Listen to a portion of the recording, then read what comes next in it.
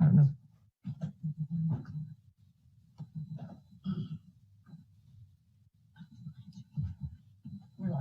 Right. Today is Tuesday, January 19th, 2021, and I'm calling to order this regular school board meeting of the Anchorage School District. My name is Elisa Vacalis. In the boardroom with me, I have board members Marcette and board members Hildy. Online with this, I have board member Holloman, board member Donnelly, board member Mitchell, and board member Bellamy. Dr. Bishop is with us tonight, as well as several members of her team, and we have an agenda up ahead of us. We are going to start with our flag salute, and member Marcette, if you could.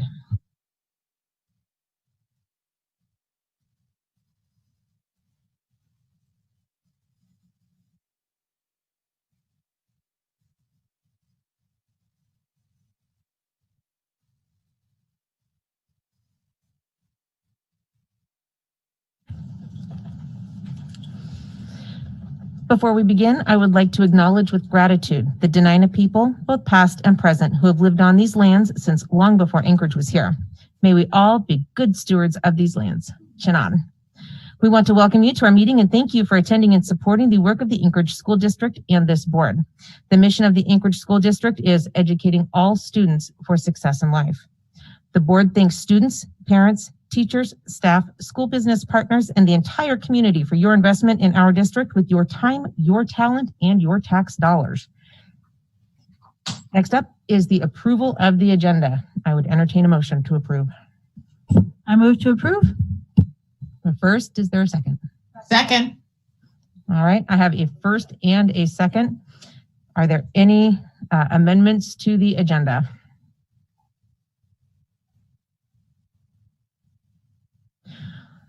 If there are no objections. Madam, the second was Margot Bellamy, I believe. For the record. Yeah, we had two of them, but that's good. Thank you. Oh, okay. Are there any objections to the agenda as laid out? The agenda is passed. Next up is community engagement. First up is board conference and committee reports. We will start with, since it's nice and fresh in our minds, we have Finance Committee and Chair Marcette.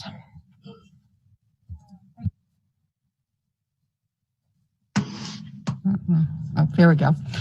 Yes, so we had our Finance Committee meeting. We reviewed, talked about the budget and the timeline and how we proceed with that.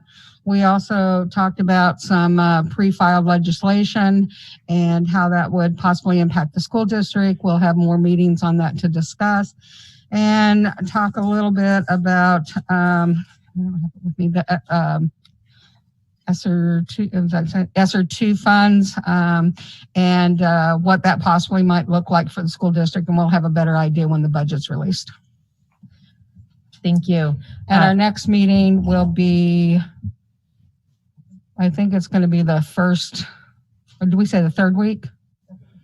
Yeah, but we're going to change that.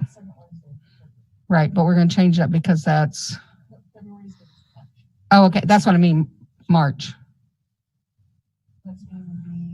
February 16th. Yeah, oh, February 6th. Oh, that's right, sorry. Yeah. Okay. I don't know where I'm at. And next up will be communications and Chair Bellamy.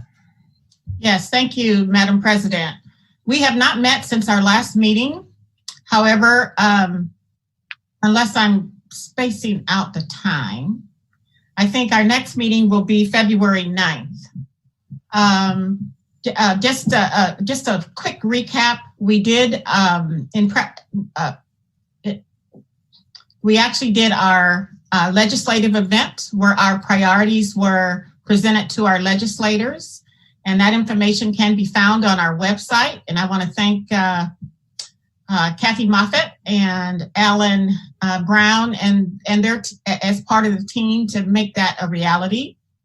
And so so that was our primary event since our last meeting. Our next meeting will be February 9th, following the governance committee meeting, which will take place at 3:30, followed by communications at 4:30. Thank you. Thank you. And next up will be Madam President. Governance Chair, Chair Hilding. Thank you. So just to kick off, there was a question in our last governance committee. We met on the 12th on whether you're voting in a committee. And so there was a follow-up with parliamentarian Ann McFarland that yes, in fact, you do vote in a committee. It's not a straw poll. So if anybody has questions, I'm happy to share her feedback. We went through several policies. One is on the boundary change. This is something that's very relevant to everyone in our community, but particularly maybe realtors want to be aware of it. This is where beginning in, we would start a 10-year cycle for boundary reviews for the whole district and then as needed in between. So that was voted to come to the full board. So we should see that as a non-action item on our next board meeting and then a vote at the following meeting, so a month from now. We also went over our anti-racism policy, and that's still in draft form. So if there's any community members who want to provide feedback, you could look at it on our board docs under the governance committee meeting. It's tagged under there, and you can see the current draft of it. We'll go over it again at our next governance committee meeting, and then we would expect it to come to the full board for consideration. We had a review of discipline policies. Member Marcette was going over there and just talking about ways to reduce school suspensions and keep students in schools. And so if you have any recommendations, you could send those to Member Marcette, who's kind of looking at that a little bit. We talked about our non-custodial parent policy, and that's going to be coming to the full board to review, just a small word change on that one. And then we went through our 6,000 series so that we have a typo correction coming and looking into homework at elementary 6154, just looking into it. We haven't made any move toward that at all. Our next meeting will be on February 9th at 3:30 p.m. here, or you could, I'm sure, Zoom in as well. Thanks. Thank you. Madam I President. want to just take a moment to acknowledge very excitedly that we have our student rep with us, Miss Emily Hickox. Welcome back. We are happy to have you here tonight. And if you wanted to just take a minute to say hi, and if there's any updates from the Student Advisory Board, we'd love to just hear what's been going on with you and your world. Yeah, hi. I'm super excited to be back. And I'm really excited to be here back to share with you guys. Student Advisory Board this year has 2 new advisors, Miss Lewis from Eagle River and Mr. Wheelis from Diamond. And so I've been working with them a lot, and we've been trying to revamp Student Advisory Board and sort of give it a new purpose and a bunch of new goals. And so we're really excited. We have our first meeting with students on Thursday. And so we're just really excited to see the new direction the Student Advisory Board is going in. So hopefully at this next meeting, we'll have more news to share. Thanks, Emily. Glad to see you back. Madam President.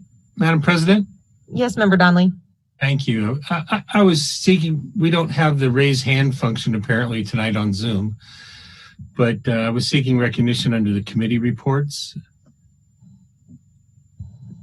I do know where you're going with this, and we're going to tackle this one under new business, which is a little bit down towards the bottom of the agenda.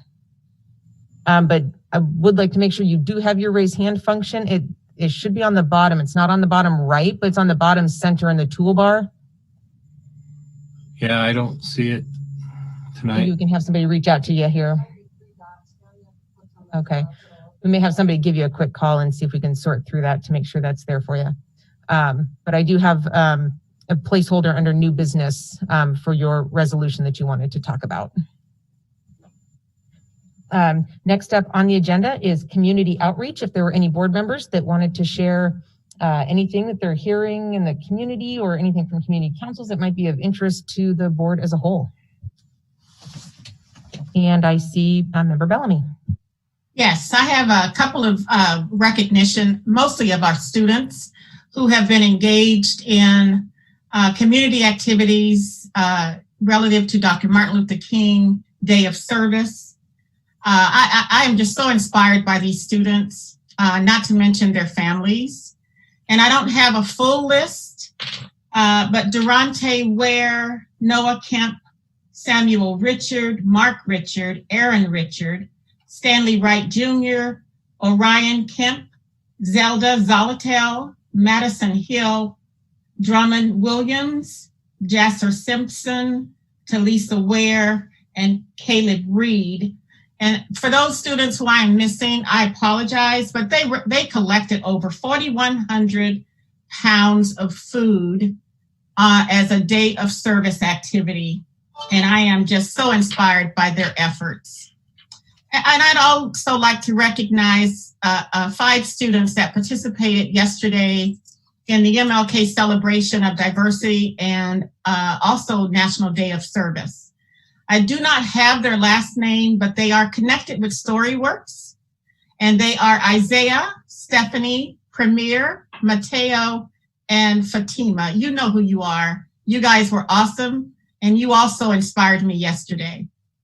And then my final comment goes to our own district for having a very wonderful recognition page for Dr. King's birthday and for his day of service. I thought that was I got lots of comments from the community, and it was very well done. I did say final, but one more thing. Today, I participated on a panel that was sponsored by the Alaska Children's Trust and the Alaska Black Caucus, and that was the National Day of Racial Healing. And the conversations were very positive, very uplifting, and that actually was well attended. So I thank those organizations for filling that void in our community. Thank you. Thank you. Next up is Member Hildy. Thanks. I just wanted to pass on some thanks from community councils, excellent reception from our nurses and COVID vaccine administration. Just, we've gotten lots of positive emails, but just in the community, people just blown away at how well run it is, how welcome and positive and how efficient it was. So it's just really fun to hear and certainly pass along. Awesome. Member Marcette. I just want to echo that on the vaccinations. I think Dr. Bishop, you told me we gave over 6,000 vaccinations, about 1,000 a day. Yeah, that is certainly impressive, and it couldn't have been done without leadership and all the volunteers that participated. I will tell you that I didn't even feel like I got it. That was probably the easiest shot I've gotten in my whole life. So I know that everybody was very thankful that we were able to open that up. So kudos to our nursing staff, our volunteers, and to our leadership. Thank you. Thank you. All right, moving on in the agenda. Goal monitoring. We're going to talk about grades for elementary, and at this time, I'll kick it over to Dr. Bishop. All right, thank you, Madam President. And I wanted to share again that as we do goal monitoring this year, it is kind of not going by the model because our goals, and this is for our community to understand, that our outcome monitoring are really going to be showing evidence of our progress to our goals. And the board recently, in December, approved the goals. We are shoring up the interim goals and going to present by the end of this month an outcome monitoring calendar for those goals. However, this year we're just practicing just sharing data where we are during this pandemic year. Prior to, let's see, I believe it was in December, or was it just the last meeting? I shared the grades, if you will, for secondary. And there was a question at that time wondering how elementary is doing. And we have the data here, but I wanted to share this with a little caveat that it is very difficult, if you will, to understand where kids are utilizing grades at the elementary level. A lot of times we do like to know, we look at progress by their grades, but understanding what they know and can do is a little bit easier. So those assessments and those standards and understanding, can they do this, can't they do this, sometimes provides more data. So with that, just keep that in mind. And as I move forward, the grade distribution is by a mark. And so it is not necessarily by every child, because the children and how they were in class receiving grades really depended on which courses they were in. So some students, some schools provided a manner due to their staffing availability to do science and social studies at the same time while they're still doing their reading and math. Others had science in one semester, they're going to do social studies in another. So traditionally, our schools were very standardized in the grades that they give. But during this time, students may not have received a mark for everything that they participated in. Certainly reading and math, but not all. And so I'm going to start with these data. If you take a look at 19 and 20, which was last school year, with the present school year, and again, these are fall of last year to fall of this year, this school year, there's quite a difference in the number of marks. So the total number of marks, grades given, not individually, one student could have received 3 of these, one student could have received 5 of them. Okay. So we had almost 97,000, which would make up 100% of the data set. This fall, it was about 57,000 made up the data set.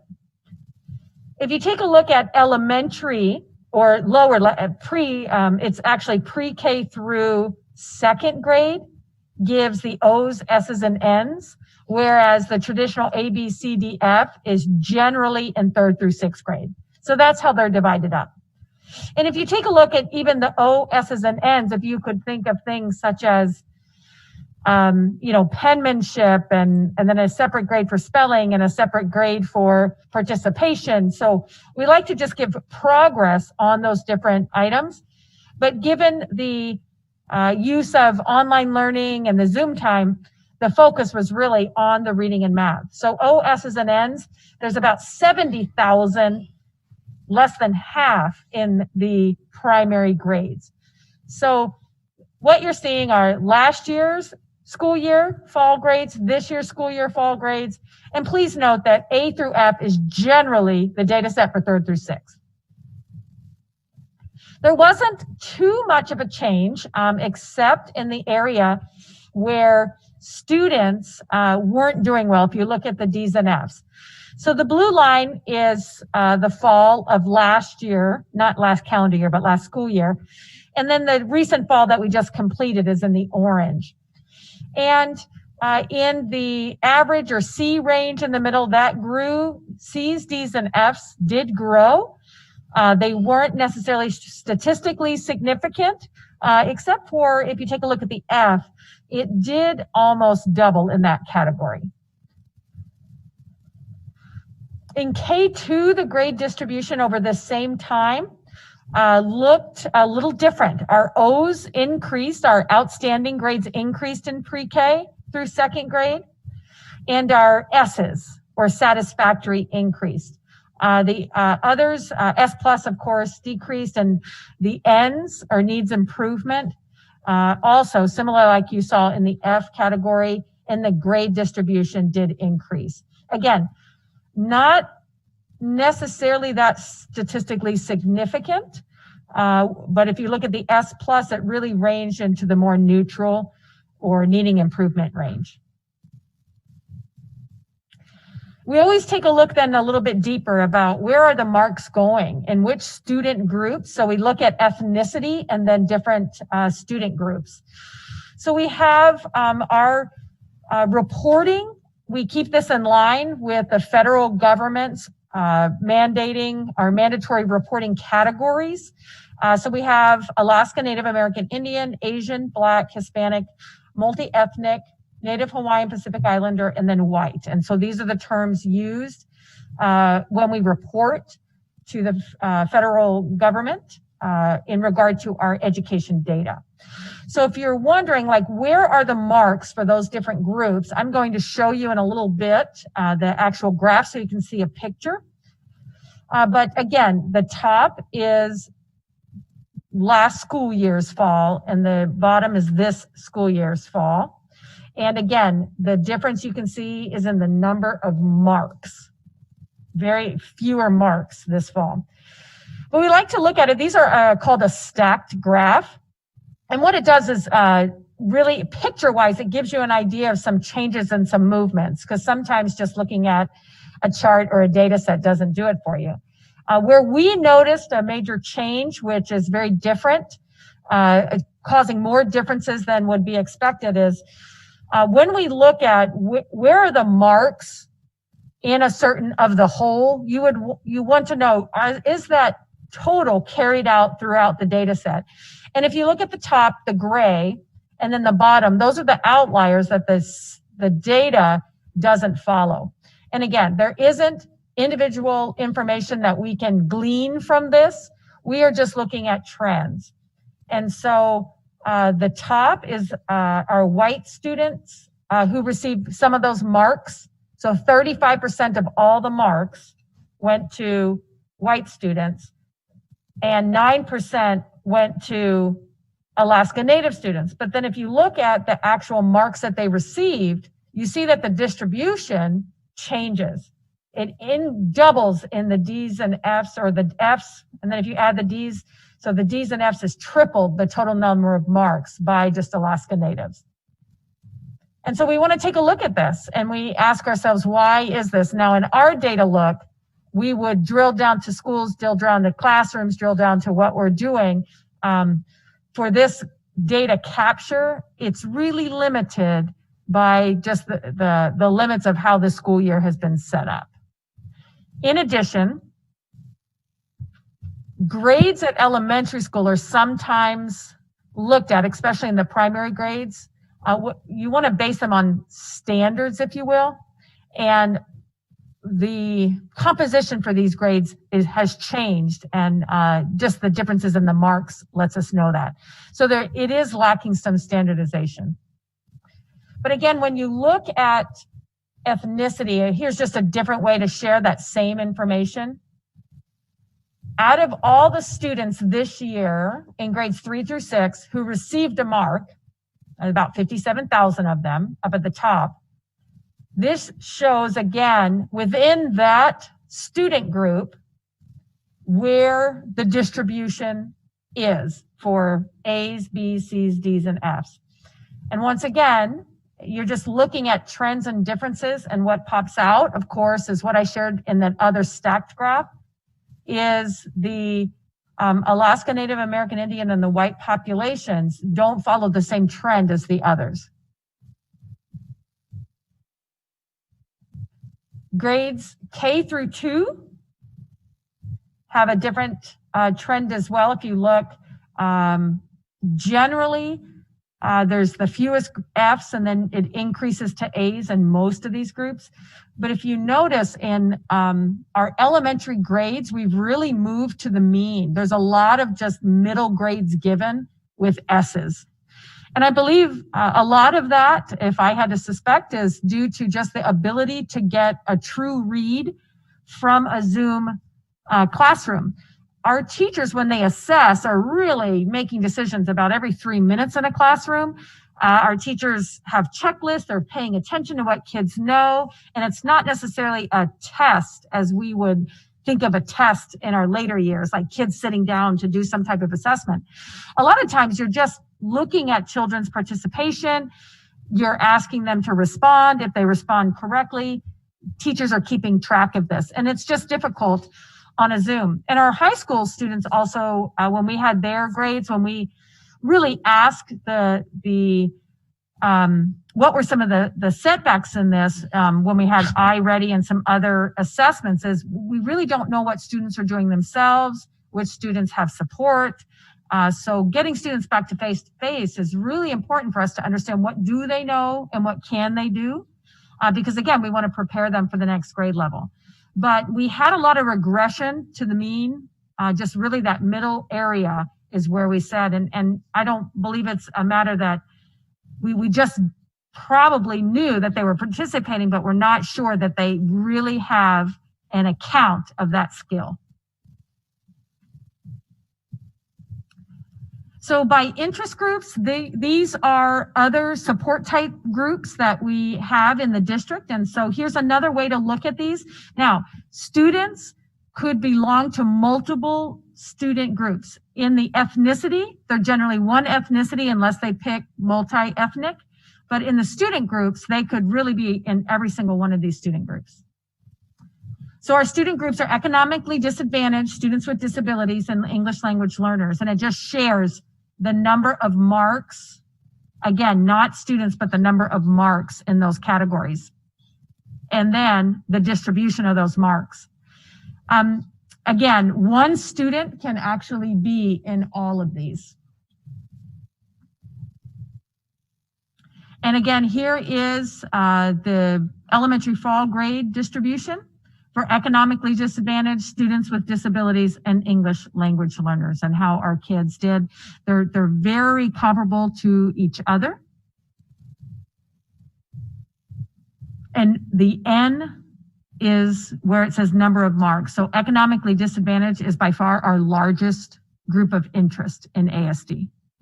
And consequently, that shows a lot of the disproportionality with students of poverty that occurs in ASD.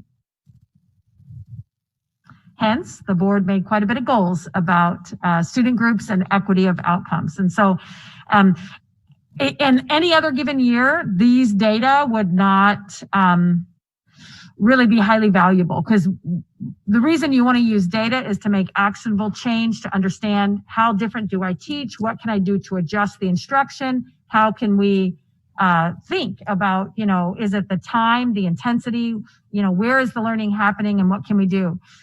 This data set is difficult. It's the best that we can do. Teachers, in recording student learning are doing their best, but again, it is a two-dimensional assessment.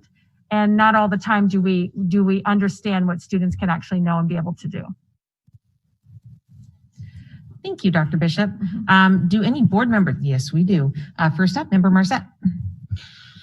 So thank you for that. I think it would be very difficult to grade individuals in the type of environment that we're in currently. And I know that our teachers are doing the best they can.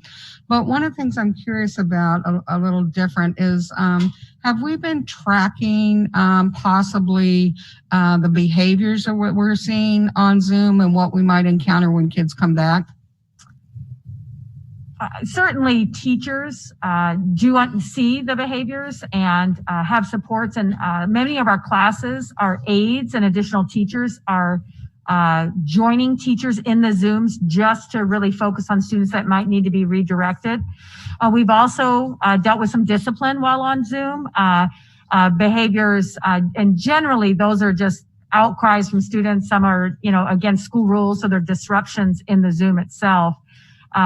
But they, as a district level, unless it's entered in something more serious, it's really handled at the school level. Mm-hmm. And really just in reading the research lately, the lack of support due to the pandemic in the mental health or well-being area, that's been lacking because of the pandemic. And that's just not in schools, but ubiquitously mm-hmm. in our, whether it's at the family level, and then children are in a family where, some unrest might happen, that they're experiencing it, that the prediction is that schools will be behind a little bit in addressing this. And again, we know that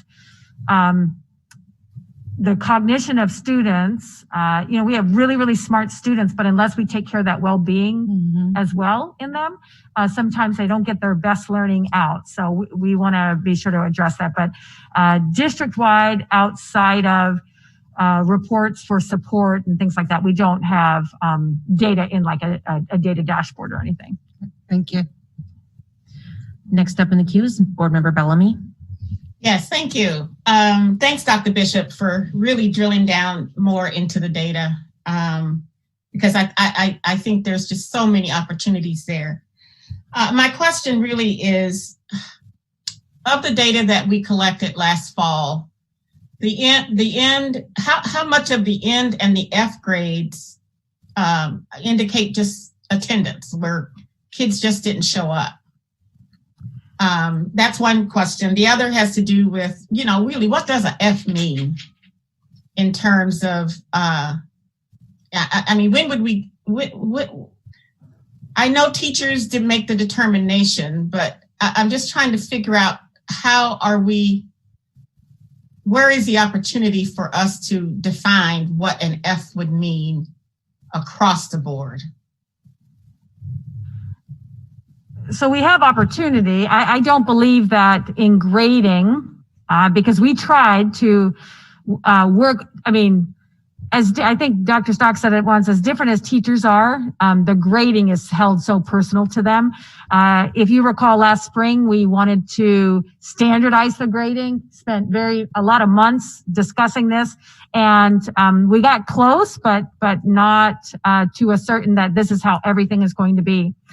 That's really the importance of assessments. And so I do know that college preparedness, if you will, that grading really means a lot to college preparedness, and in comparison to SATs and ACDs. Simply put, students' effort and completion and trying and redoing in grades is really about if you're going to work hard. And a lot of college success is the stick-with-itness, I'm going to work hard. So interesting enough, colleges are okay. They're bypassing SATs, things like that, and looking at grades. At the elementary level, the theory is really flip side of that, because we really want to look at the standards and the standard marks, like, can kids do this? Are kids able to do something? And we use really checklists and assessments all the time to do that. In fact, there has been some movement, the MAP test, MAP growth test from Northwest. There's a lot of districts in the elementary grades that is what they send home for the grade reports to their parents, because it is truly about what kids know and are able to do, not a grade about did they do their homework or not. So they're really standards based, or is it, your marks based? So there's a lot of growth to do in that area. I would say that that's one of the most difficult things in education to come up with, that we all are literally standardized in one way. But I would say that our schools and principals and their teams of teachers utilize the data well. They have quarterly data meetings. They want to understand students at the student level. As I said before, is it more time needed for students to learn? Is it the intensity? Is it a different structure? Do they need a different manner to receive it? So at the elementary level, I would say our elementary schools with their supervisors have begun to really dig deep into not just a grade, but the student learning. Do students understand? And so at this point, I don't have an easy answer about what we can glean from that, but I certainly will share as we move forward and move into the monitoring and understanding grades more, that we'll know. The F's in regard to attendance, I don't have that data in front of me. But again, because attendance at the elementary level was very fluid. Mm-hmm. If a child and his or her parent couldn't attend, or because a parent was working, couldn't attend the live Zoom, if they logged in later on and looked at the recording and then did the work, that was counted as being present. So there's a lot of unstandardization, if you will, to that, and a lot of flexibility. But those are great questions, and I think they're going to remain with us. I don't think, as long as I've been in education, they've been asked over and over again, and still to know one agreement about what truly does a grade mean. Yeah. And I appreciate that, because I really do think, while I'm, I'm dismayed with the Fs, I understand them. And I also know that they don't necessarily represent what kids know and what they're able to do. Thank you. Thank you. Next up in the queue is Board Member Hildy. Thank you. Well, I had the fun of getting to grade K into this winter with the help of an ASD teacher. My kids were in for a quarter of homeschool, so we got to go through these. I'm a little concerned maybe on the number of O's, even fall of last year and this year, when we talk about rigor, and even seeing that reflected in, I don't put it, I don't say all the weights on test scores, but that's a metric we use. And I would never say 10% O's and 10% F's. We would never want to get into that kind of stuff.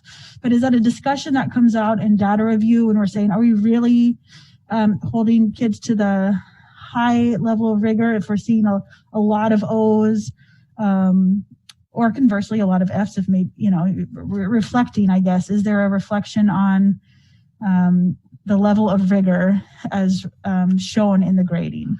That's a great question. And in fact, Dr. Stock and I discussed that today. And we have to ask ourselves that, and truly it came before this board in regard to our reading instruction. When we had such pushback on our new reading program that it was too hard, it was inappropriate for children, we had a discussion that over the time that ASD had their prior reading to when we adopted the new, the standards moved about 18 months, I believe, Mark, in his look. So what we had originally in our standards, what we were teaching to years ago, the rigor did change with the standards, and ASD was a little, just collectively as a whole, I'm saying in the aggregate, we were slow to make those adjustments, so that when we had and adopted a reading program, it was looked at as too hard. This is too hard. This is not developmentally appropriate. Yet it was to standards. So in that vein, Mark and I, Dr. Stock and I were discussing today that we really need those assessments to know. We know 60% of the students in ASD as an aggregate are below their peers in reading across the nation. We know that through statewide assessments that are aligned nationally as well as through the NAEP. We know that. But yet grades reflect we're getting outstanding. So that begs the question. It does talk to you about what goes into, and it goes back to, remember Bellamy's point, what goes into a grade? What is that? That's why, for me, looks that we can look across the board and say, where are our kids and what next do they need to learn to make it to the next level? Really reviewing the standards that go into that grade is what's needed. And consequently right now, I did place some information in the Board Connect. It's very difficult. It's been difficult to change over everything we do for teachers, as well as keep up with the needs of students while on Zoom. That's very hard for educators, as well as being able to monitor that, being able to find the time to meet together to say, my student did this and my student, and watch each other teach. All those tools that teachers use to grow together have been really stalled or halted a little bit by this. So to your question, we do know by our state reports, our state tests as well as NAEP are very similar. So we might not like either one of them, but they actually tell the same story. And so our grades tell a different story. So then we have to ask ourselves, how do our kids do, and what do we want them to do, and what advantages, what do we promise them when they graduate from us? So that story is going to continue. We're not there yet, but I would say our reading goals and our math goals and the career and college and life ready goals that the board has set will have we educators looking at that. And again, we're going to look in the mirror about what can we do to affect that, to have success for all students. Thank you. Did any other board members have any further questions for Dr. Bishop? And I did have a question that there are more, I believe the correction, more 4th, 5th, and 6th graders have A's, B's, and C's and F's. 3rd grade isn't all 3rd grade. So it's a little bit different. And then there's some younger kids that also go up. So it's not exact to every grade level, but we'll update in the data. Thank you. All right, moving up in the agenda is public testimony. I'm going to read a statement. The board welcomes public comment on non-agenda and non-action items. We value public comment as it ensures that we remain aware of public thoughts, ideas, and concerns. It informs our decision-making process. The school board encourages anyone wishing to provide public testimony to sign up in advance for in-person or telephonic testimony, or to email written comments by 2 p.m. the day of the meeting. These comments will become part of the meeting record. There is a 1-hour time slot at the beginning of the meeting. Testimony in excess of 1 hour will be heard at the end of the meeting or may be submitted in writing. If you have signed up in advance for in-person or telephonic testimony, you will be called on in the order in which you were signed up. You will have 3 minutes to testify. When 30 seconds remain, a chime will ring to inform you so that you can finish your sentence.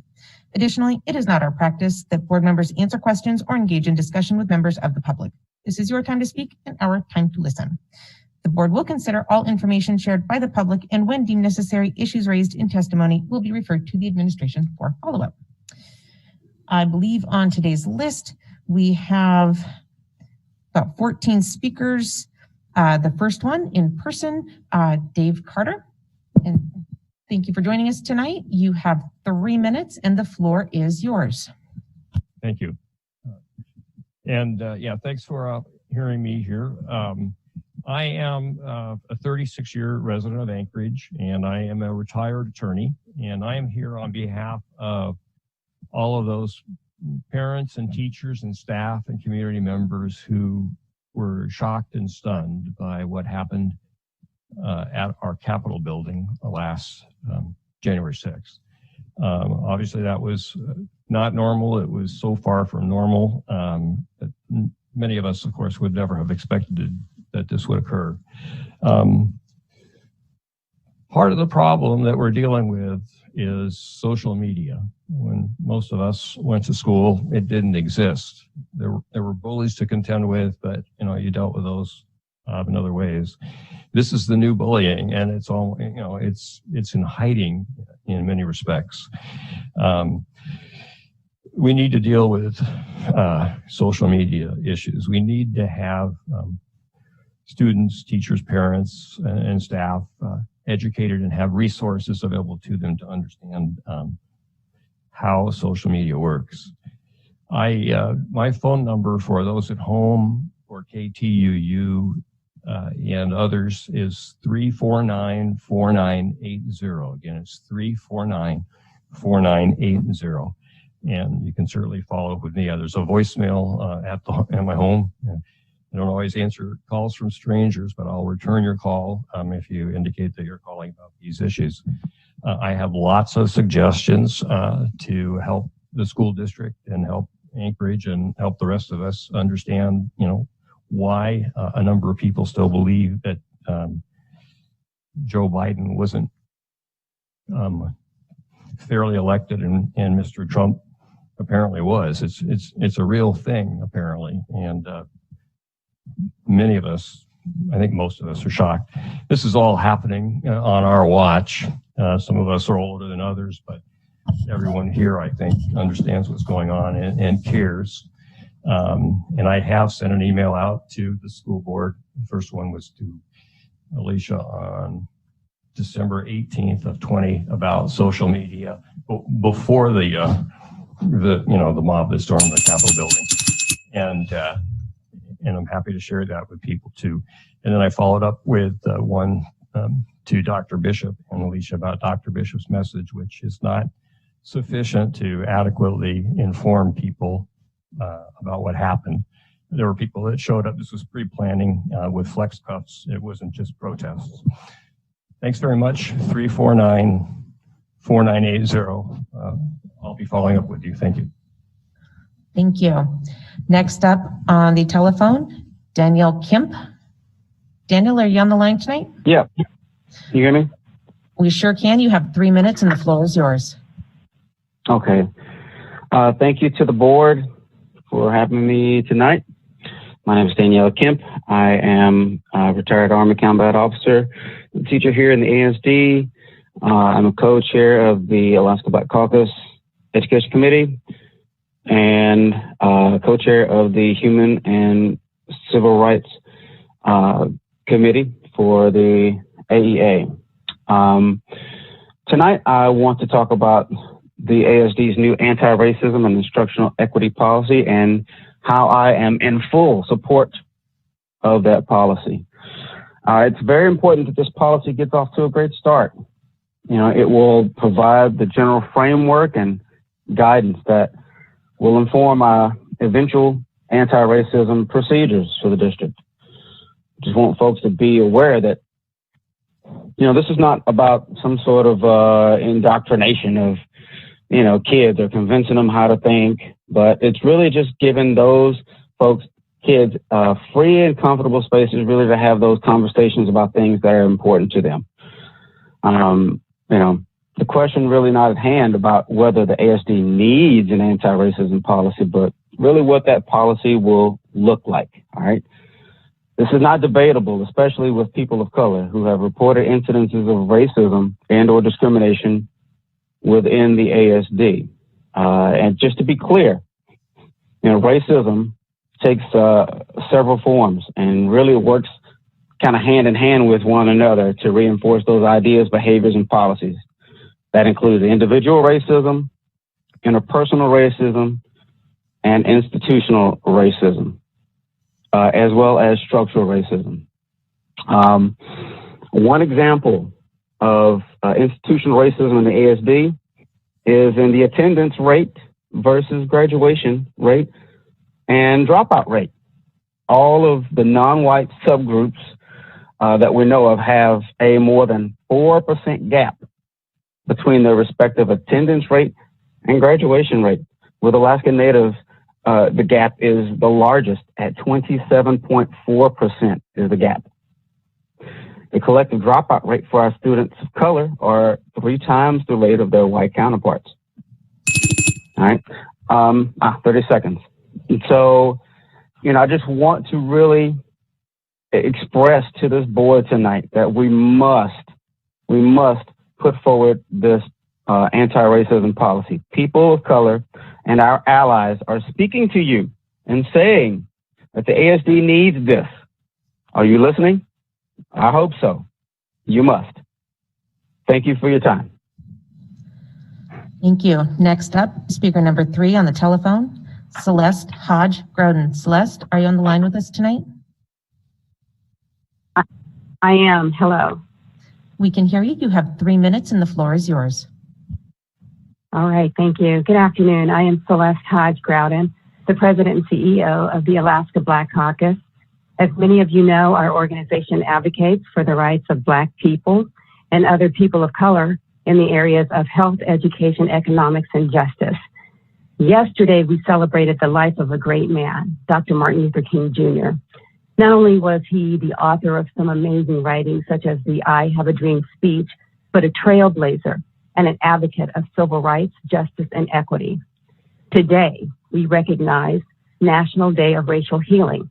For those that don't know, the National Day of Racial Healing is an opportunity for people, organizations, and communities across the United States to call for racial healing by bringing people together in their common humanity to take collective action in creating a more just and equitable world. The Alaska Black Caucus led in partnership with the Alaska Children's Trust a conversation where we shared racial healing is a process that restores individuals and communities to wholeness, repairs the damage caused by racism, and transforms societal structures into ones that affirm the inherent value of all people. So here we are today. How fitting is it to have before us the Anchorage School District's new anti-racism policy?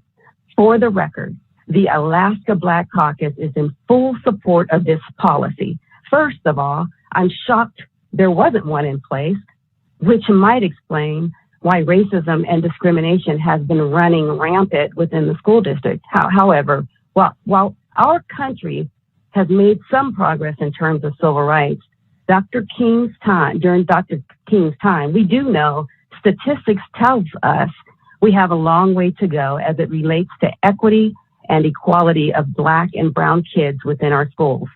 To ensure that the work of Dr. King and other civil rights leaders is preserved, America's schools, including the Anchorage School District, have an important role to play in leading the conversation on equality, equity, and tolerance. Dr. King himself understood the importance of education and advancing the conditions of people of color and in eliminating long-standing societal prejudices. To that end, again, the Alaska Black Caucus strongly recommends support of the Anchorage School District's new anti-racism policy. Thank you very much. Thank you. Next up in the queue, speaker number 4, Reagan Brooks. Reagan, are you on the line tonight? Hello, can you hear me? We sure can. You have 3 minutes and the floor is yours. Thanks so much. Thank you all for your service on the school board, and thank you to all the educators and school district staff who are here today and are working so hard to support students. My name is Reagan Brooks. I am a mother, a parent of 2 children in the Anchorage School District. I'm testifying today to express support for the Anchorage School District adoption of an anti-racism policy. The need for an anti-racism policy is simply not debatable. I wish there was no racism in our schools, but as many have shared in previous school board meetings tonight and elsewhere, and as the school district has illustrated with its own data, that's simply not true. There is racism in our schools. Please do the right thing and make a choice to look forward, support all students, and do all you can to make ASD a safe, healthy, just, and anti-racist space for all students. I'm going to pass the phone to my children now. Tonight, they both chosen to testify. This is just too important. Hello. Thank you all. My name is Teo. I'm 11 years old and I am in the 5th grade at Chugach. I'm testifying today to ask you to listen to everyone who is asking you to support an anti-racism policy for our district. I think an anti-racism policy is important because who wants to be for racism? That would be very bad because it will make people feel more comfortable and safe in school. And why am I even saying this stuff? Because it is just so obvious. Thank you all. My name is Nia. I am 13 years old and I am in the 8th grade at Romig Middle School. I am testifying today to ask you to support an anti-racism policy for our district. I think this policy is important because it will promote healthy learning environments for everyone and because racism is harmful, and why would anyone want to support racism in our schools? Thank you for listening to my comments. Thank you. Thank you. Next up, speaker number 5 in person. I have Megan Holton.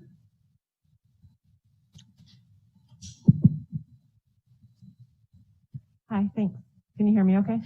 Yeah, I just kind of got to hold it up a little close there. Great. And you have 3 minutes, and please go ahead. Wonderful, thanks. So my name is Megan Holton, and I have a 4-year-old who will hopefully be an ASD student at some point.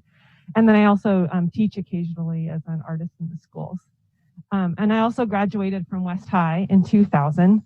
And I believe that being able to identify racism and speak up against injustice are life skills. And I wish I had left West High with these skills, but I did not.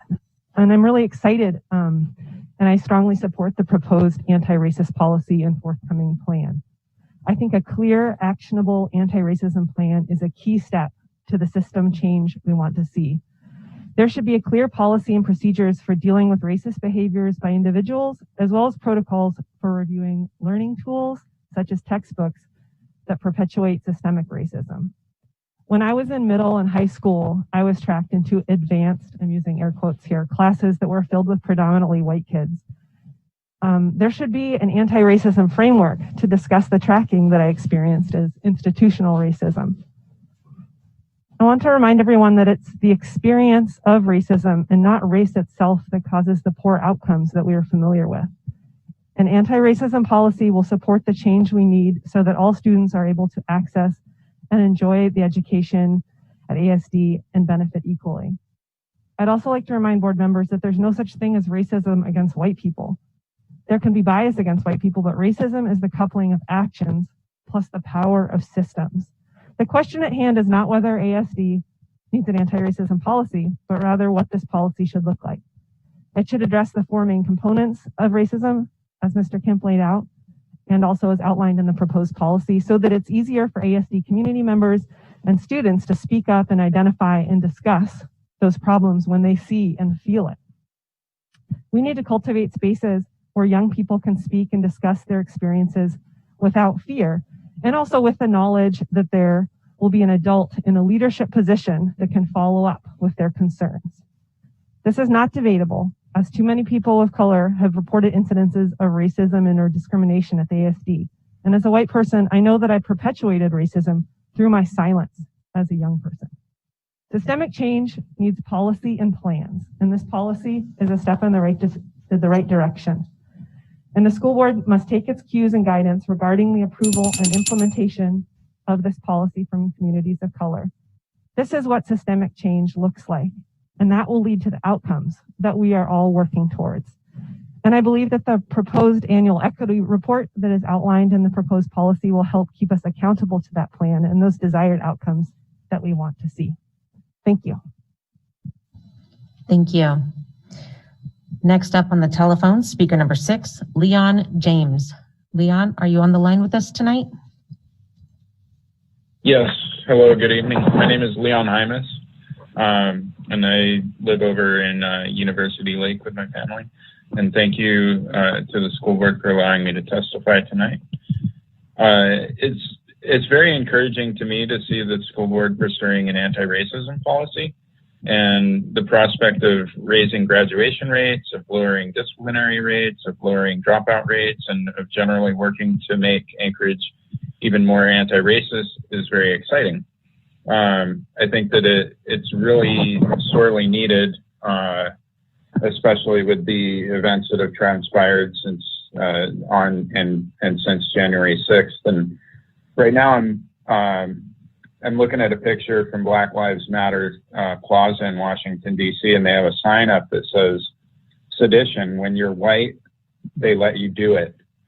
And I think that, I feel like every day there's just, even more and more powerful messages that we're not doing enough to fight racism in this country. And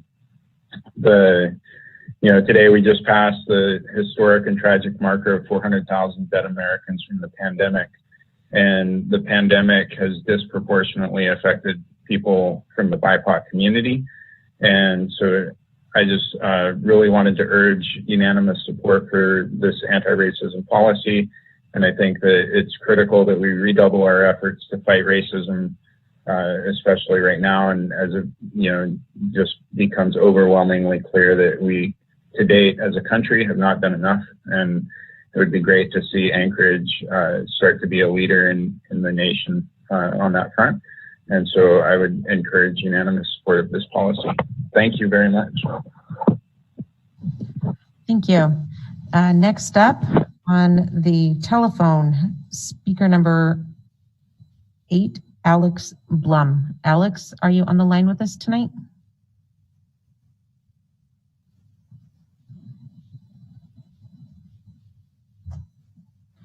Alex, if you can hear us, it's *6 to unmute.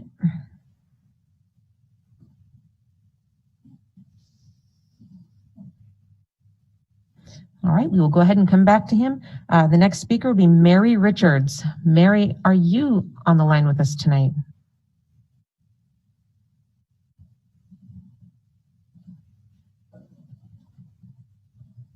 Hello. Hello, can you hear me okay? We can hear you. Thank you for joining us. You have 3 minutes and the floor is yours. Thank you. Hi, my name is Mary Richards, and tonight I'm here as a member of the Alaska Black Caucus, the National Writing Project, and teacher leader of the Alaska Poetry Out Loud competition. Tomorrow, a historic moment will take place. A 22-year-old woman, a 22-year-old Black woman, Amanda Gorman, will carry forward the United States tradition of writing and reading a poem in honor of the inauguration.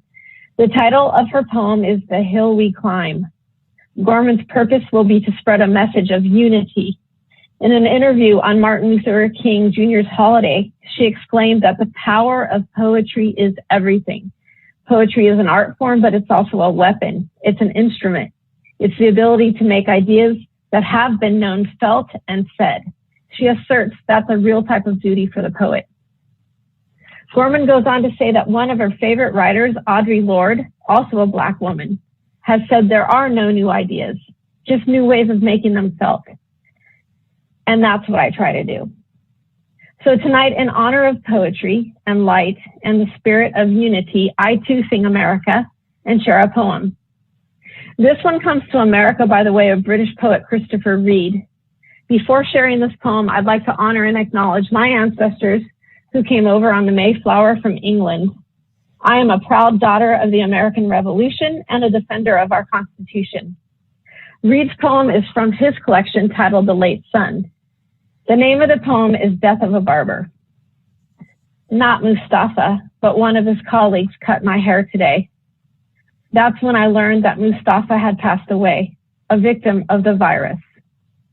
Intimate work, the barber's fingers, scissors and razors titivating with professional gentleness, crown, sides, back, and neck. Almost a caress. I'd been going for ages to that little shop he used to have, festooned with climbing plants and parakeets in cages before I learned Mustafa's name and something of his life. But as etymology fails us, touch and tact are the same. For months now, no one had touched me except my wife, and I was looking forward to a needed trim. I got one as expert and luxurious as any of Mustafa's, but it was not from him. Superintendent Bishop and Honorable Board, please remember you wield great power and must protect students, teachers, and families. ASD's current guidance of 3 to 6 feet in classrooms is unacceptable and leaves our most economically diverse schools and most equitably challenged students most at risk of contracting COVID-19. Thank you for advancing forward the proposed anti-racism and instructional equity policy. Let's look forward to that new poem tomorrow. Thank you. Thank you. Next up in the queue, speaker on the telephone, Marge Stoneking. Marge, are you on the line with us tonight? Hi, this is Marge Stoneking. Can you hear me? We sure can. Thank you. You have 3 minutes and the floor is yours. Thank you. I'm a mother of 2 alumni of the Anchorage School District and a member of the Alaska Black Caucus Allies for Change group. And I'm here in support of the anti-racism and instructional equity policy brought forward by members Bellamy and Mitchell. Thank you so much. To me, this is foundational. It is, to echo Celeste Hodge-Groudon's comments earlier, somewhat shocking that it hasn't existed previously. We need to go beyond non-discrimination. We need to do better than that. I am one with the school district in being proud of the rich diversity of cultures and languages in our district. And I've often bragged of that to my friends in other communities outside Alaska. At the same time, I am a member of the white privileged community, and I saw that throughout our journey through the school district. And I think that this policy will give the beginnings of being able to address that equity. Perhaps it's natural that white teachers have a bias towards white students. Just a thought, not a science statement, but just a thought. And I understand, having heard the previous presentation from the superintendent just now, that race and ethnicity is looked at in a number of different metrics. I think that the annual equity report, bringing all of those pieces together, might paint a better picture and be able to show where the gaps are, to show the problem, because we know that we need to see the problem, to recognize the problem, to be able to address the problem.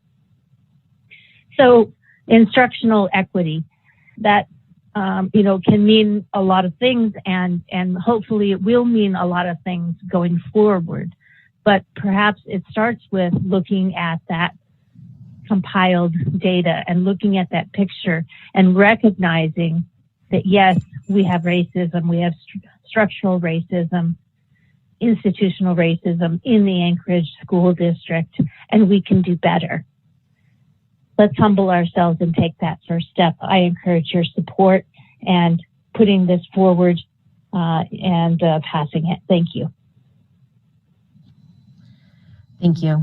I'd like to go back up to a previous speaker, Alex Blum. Alex, are you able to join us tonight? Can you hear me? We sure can. Thank you. You have 3 minutes and the floor is yours. Thank you so much. Thank you, Superintendent Bishop and school board members. I really appreciate all the work you're doing to support and improve the education of Anchorage students. My name is Alex Blum. I'm an Anchorage resident, and I'm here to express my support for the proposed anti-racism and instructional equity policy submitted by members Bellamy and Mitchell, because it will help us confront and solve an urgent and important problem. Historically and currently, Anchorage schools have marginalized and discriminated against students of color, particularly Black and Alaska Native students. Our schools just haven't been designed to serve them, which means that in many ways they've been designed to fail them.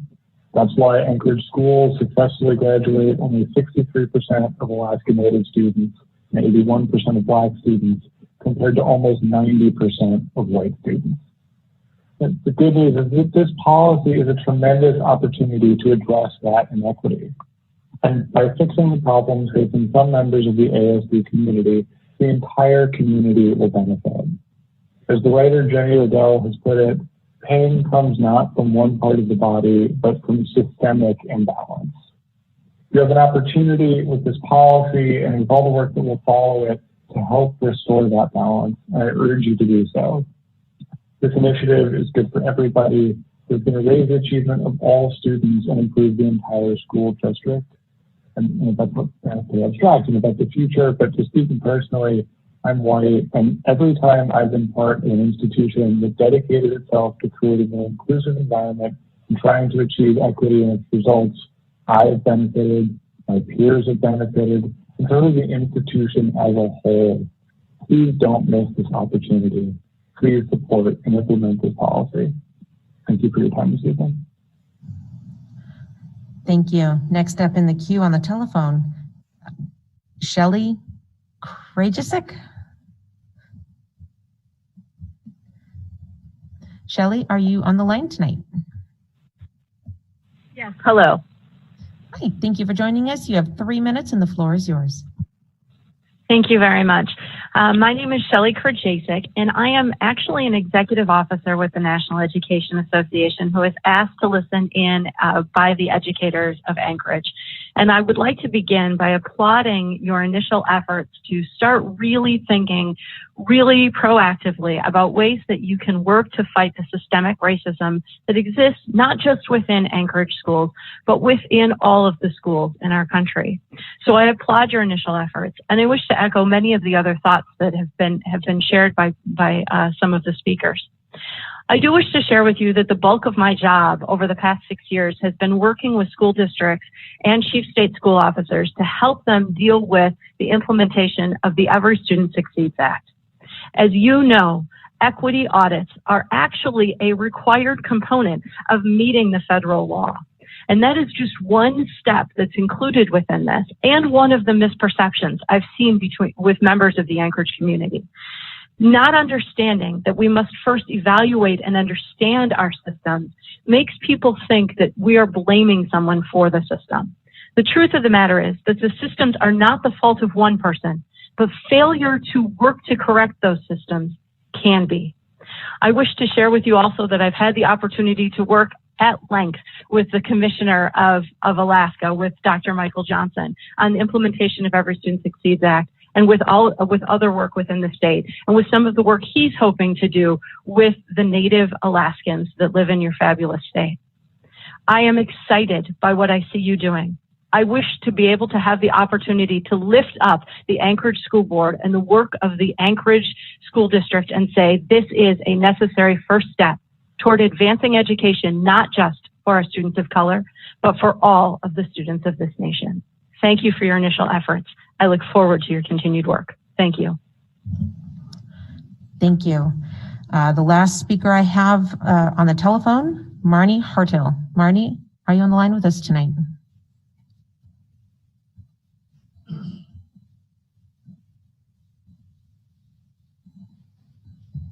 Marnie, if you can hear us, it is *6 to unmute.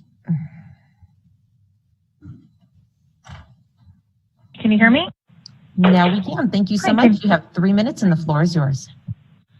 Thank you. My name is Marnie Hartill. I'm a teacher and also serve as Vice President of Programs for Anchorage Education Association.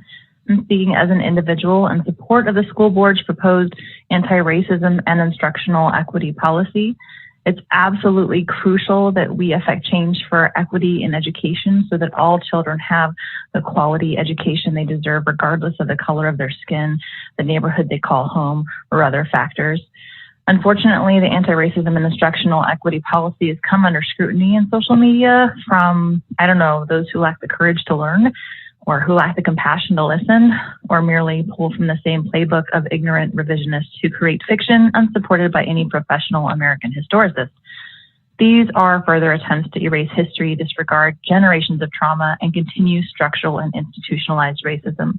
We need to teach our students media literacy, how to recognize propaganda, identify fallacies in reasoning, source check and debunk fake news, and become careful critics of the spread of misinformation in social media. The lack of these skills directly led to the insurrection witnessed January 6th, led by white supremacists and conspiracy theorists. In October of 2019, Anchorage Education Association's Human and Civil Rights Committee hosted our first public community dialogue, which brought together youth, parents, community leaders, educators, school board members to talk about issues that impact education. And the leading concern gathered from parents and community members in those discussions was that our schools could do a better job of providing culturally responsive instruction and decision-making. Our port city of Anchorage is a gateway to the world. We need to prepare our students to be compassionate, globally minded scholars who demonstrate high academic excellence. And one thing I enjoyed about the AEA community dialogue was the conversation and the hum of the room, the fantastic food and the fellowship. And where has that fellowship gone? We cannot allow violence, racism, hate, and ignorance to pollute the hope and futures of Anchorage students. We cannot allow infighting, social media posts, pointed emails, and dismissive comments to tear down the power of holding positive, courageous conversations. Through meaningful discussion, our children and the adults in the room can listen, grow, and discover new things, which open our hearts and broaden our minds. A friend of mine wrote to me today that our discussions must, quote, embrace the pain of the healing process. I completely agree with him. The human and civil rights movement began with "We shall overcome." We still have work to do. Now we transform. Thank you for hearing my testimony. Thank you. That brings us to the end of public testimony for everybody that was signed up. We have the section on our agenda and on board docs for any written testimony that was submitted. Encourage folks to go out and take a look at that when you see it. Next up on the agenda is the superintendent update. At this time, I would like to turn it over to Dr. Bishop. Thank you, Madam President and School Board. I wanted to just begin by, I had quite a bit of time reserved for my report to share about our school start, and to all of our parents and little ones out there and our teachers who had expected to be back. The decision was difficult in the manner that I just hated to disappoint so many people, but easy to make using our protocols for safety in regard to icy roads. And so I let the experts be the experts, and we were out at 4 a.m. riding the roads, and they were just too dangerous. So tomorrow, January 20th, we look to have a great day in school. But on that note, if I wanted to share just some good things. And this one bright little girl's face says it all. One of our principals sent this in, and I just want to thank our teachers.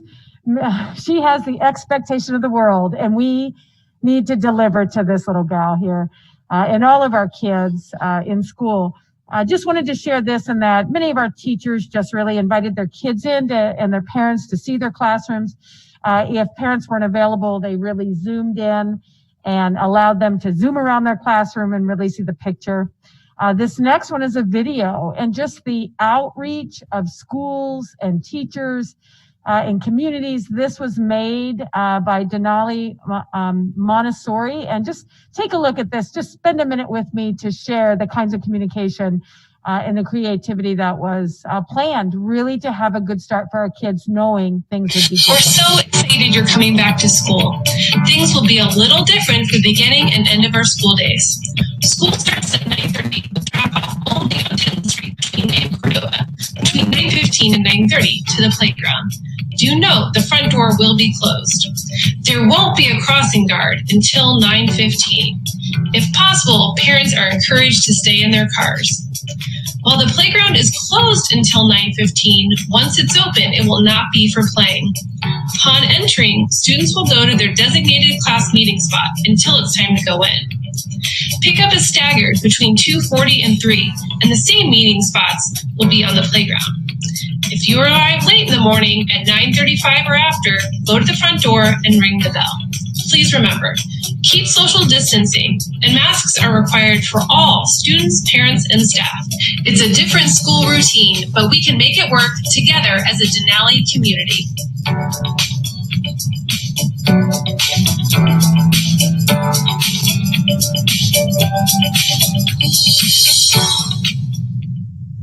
All right, so that's just a little fun, and at our next board meeting, we will have, for sure, some updates about our classrooms and, just all the information that we can provide you in regard to our school start. So regrettably, we look to presenting that to you at our first meeting in February.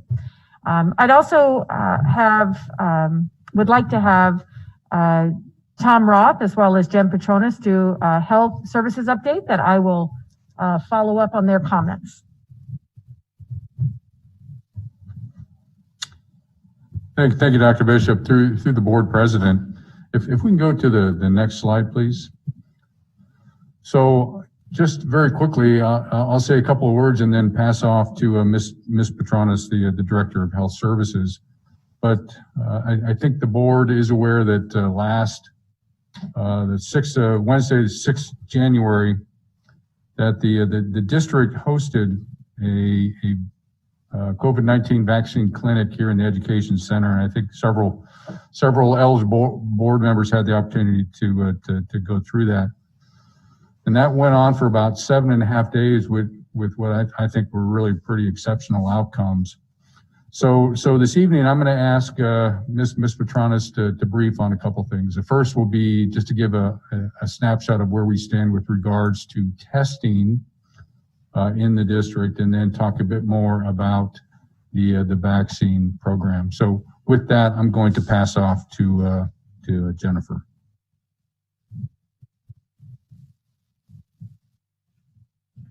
Thank you. So we'll start with COVID testing. We do have the 5 capstone testing facilities that are right now on hold just due to some permitting issues, but we'll continue to work that and let everyone know once that is open. The Anchorage School-Based Health Center they're going to be opening for their testing sites later on. They're just working out a few last-minute logistical constraints, but they are in secondary and they'll be opening up soon as well. The Visit Health pop-up testing sites are open and they will continue as planned. And then we did last week get 20 Abbott ID Now machines from the state of Alaska. And right now we have 15 of them dispatched, and the nurses are ready to begin that rapid PCR testing immediately. 5 more of those machines are here at the Ed Center, and those nurses will be getting trained later on this week. So we're excited about that. So in the last 7.5 days, our nurses were working really hard here at the Ed Center giving out vaccinations, and they gave out over 6,000. We were only allotted 6,000 for Anchorage School District, and we borrowed an extra 200 from a regional hospital. There were no wasted doses. We made sure that every vaccine that was in each vial was used, and we had over 32 nurses involved over the course of the 7.5 days. We had a lot of fun doing it, and we can't wait to give the second vaccine in February. The next slide is just a picture of our nurses in our morning huddle. And then a picture of our nurse here at East High School getting her vaccine. Our vaccination plan is going to follow the state of Alaska's plan. And here on this slide, it outlines who is eligible and in which tier and in which phase. Right now, we are in phase 1A with all healthcare workers, some of our special education teachers, and TAs in life skills classrooms. And we're also vaccinating all 65 and older. In those 6,000 vaccinations that we gave, over half of those were 70 and older. We had a young man that was 101 that came and got his vaccination, and over 100 people that were in their 90s. So I think that is just amazing, and I'm so proud of our nurses. And I would just like to add on to that and really share, it was a tremendous effort, and we are so happy to have fulfilled this. One thing that school districts do understand, especially large school districts like ourselves, is understanding scale and understanding how is it that you can disperse in a fast amount of time or do a large scale project. And certainly giving vaccine, almost 1,000 a day, while registering people for the vaccine was a major task. And I want to say thank you as well. I believe that was our niche in this, is that immediately on the first day, we had, as you know, the state system had some trouble spots at the beginning, and it was really under, Jen Petronis and Tom's leadership that initially the first day they came and said, people aren't understanding and they don't have a reservation. And Jen said, I'm not going to turn an 80-year-old man away that walked to our door. So from there, I think Tom just called IT, and IT brought computers and people, and this whole place was just set up. So I just want to thank them and to reach out. Let's pick it up.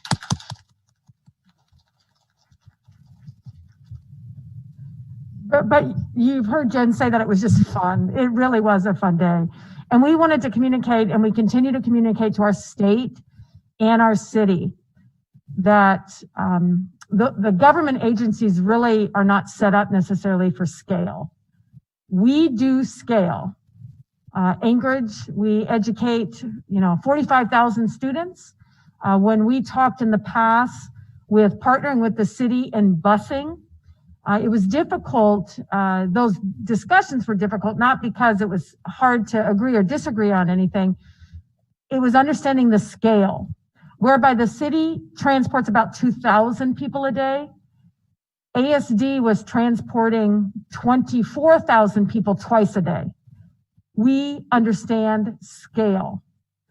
In regard to feeding students, when we are open, we feed about 20,000 students 2 meals a day. ASD understands scale. So when it comes to the next vaccine in the clinic, we look to our state and to our own health department to turn to us for scale. We understand that school will be in session, but many of our nurses want to figure out a way to share and cohort themselves so that they can still volunteer. Tom Roth, Chief of Operations, has already investigated partnerships, not only with healthcare workers, but college professors came and were trained and joined us so that they can bring their nursing students. We actually had nursing students already participate. So we stand ready. I just appreciate the work of the team here and their expertise. No one in the state, one single entity, has dispersed over 6,000 vaccine. No one but the Anchorage School District. Thank you. Thanks.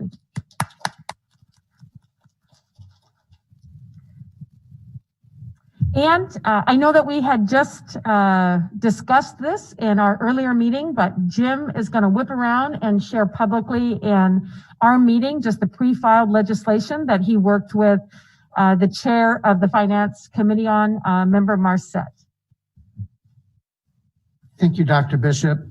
During the Finance Committee this afternoon, I did brief the highlights of the ESSER II funding. ASD has received their allotment from the state, and it's just over $50 million, with the intent of this grant to fully reopen K-12 schools to facilitate all of those facets of education to help close the learning gaps created this year. It covers a broad range of everything we've used and will continue to use, from IT equipment through programmatic assistance and supports. And DEED did retain a small portion, a little bit under 16 million. So we do expect that there will be additional block grants coming down. I think most of you are tracking, there also was the draft president-elect ESSER III bill has been put out. At least initially in draft form, it contains about twice the ESSER II K-12 funding. So we'll see how that plays out over the next few weeks. So for the pre-filed legislation, the legislators filed on the 8th and the 18th and the 15th of this month. They just started session today. And so there's over 20 plus bills that have already been put out. I'll cover just briefly 8 of them that we're tracking that will go through several modifications, most likely through the session, and I will keep the board apprised. The first is House Bill 45. It talks about compensability for workers' compensation, the assumption that if a worker that's been designated as essential and part of a declared emergency during contagious diseases, you would presume compensability if they caught the contagious disease while on the job. That just came out. It hasn't been discussed in any committees yet, as well as the rest of them. So I'll move forward to House Bill 67. It's a return to the $20 million above the foundation formula that all the districts received a few years ago with the intent toward helping with academic recovery. Senate Bill 6, it would be a statewide retirement incentive program for employees who are retirement eligible in a defined contribution plan who are 50 or over for both PERS and TERS. Senate Bill 8 is the Alaska READS Act, very similar to what Senator Begich put out last year, and it would be a $5 million statewide 3-year grant toward multiple districts focused on early reading.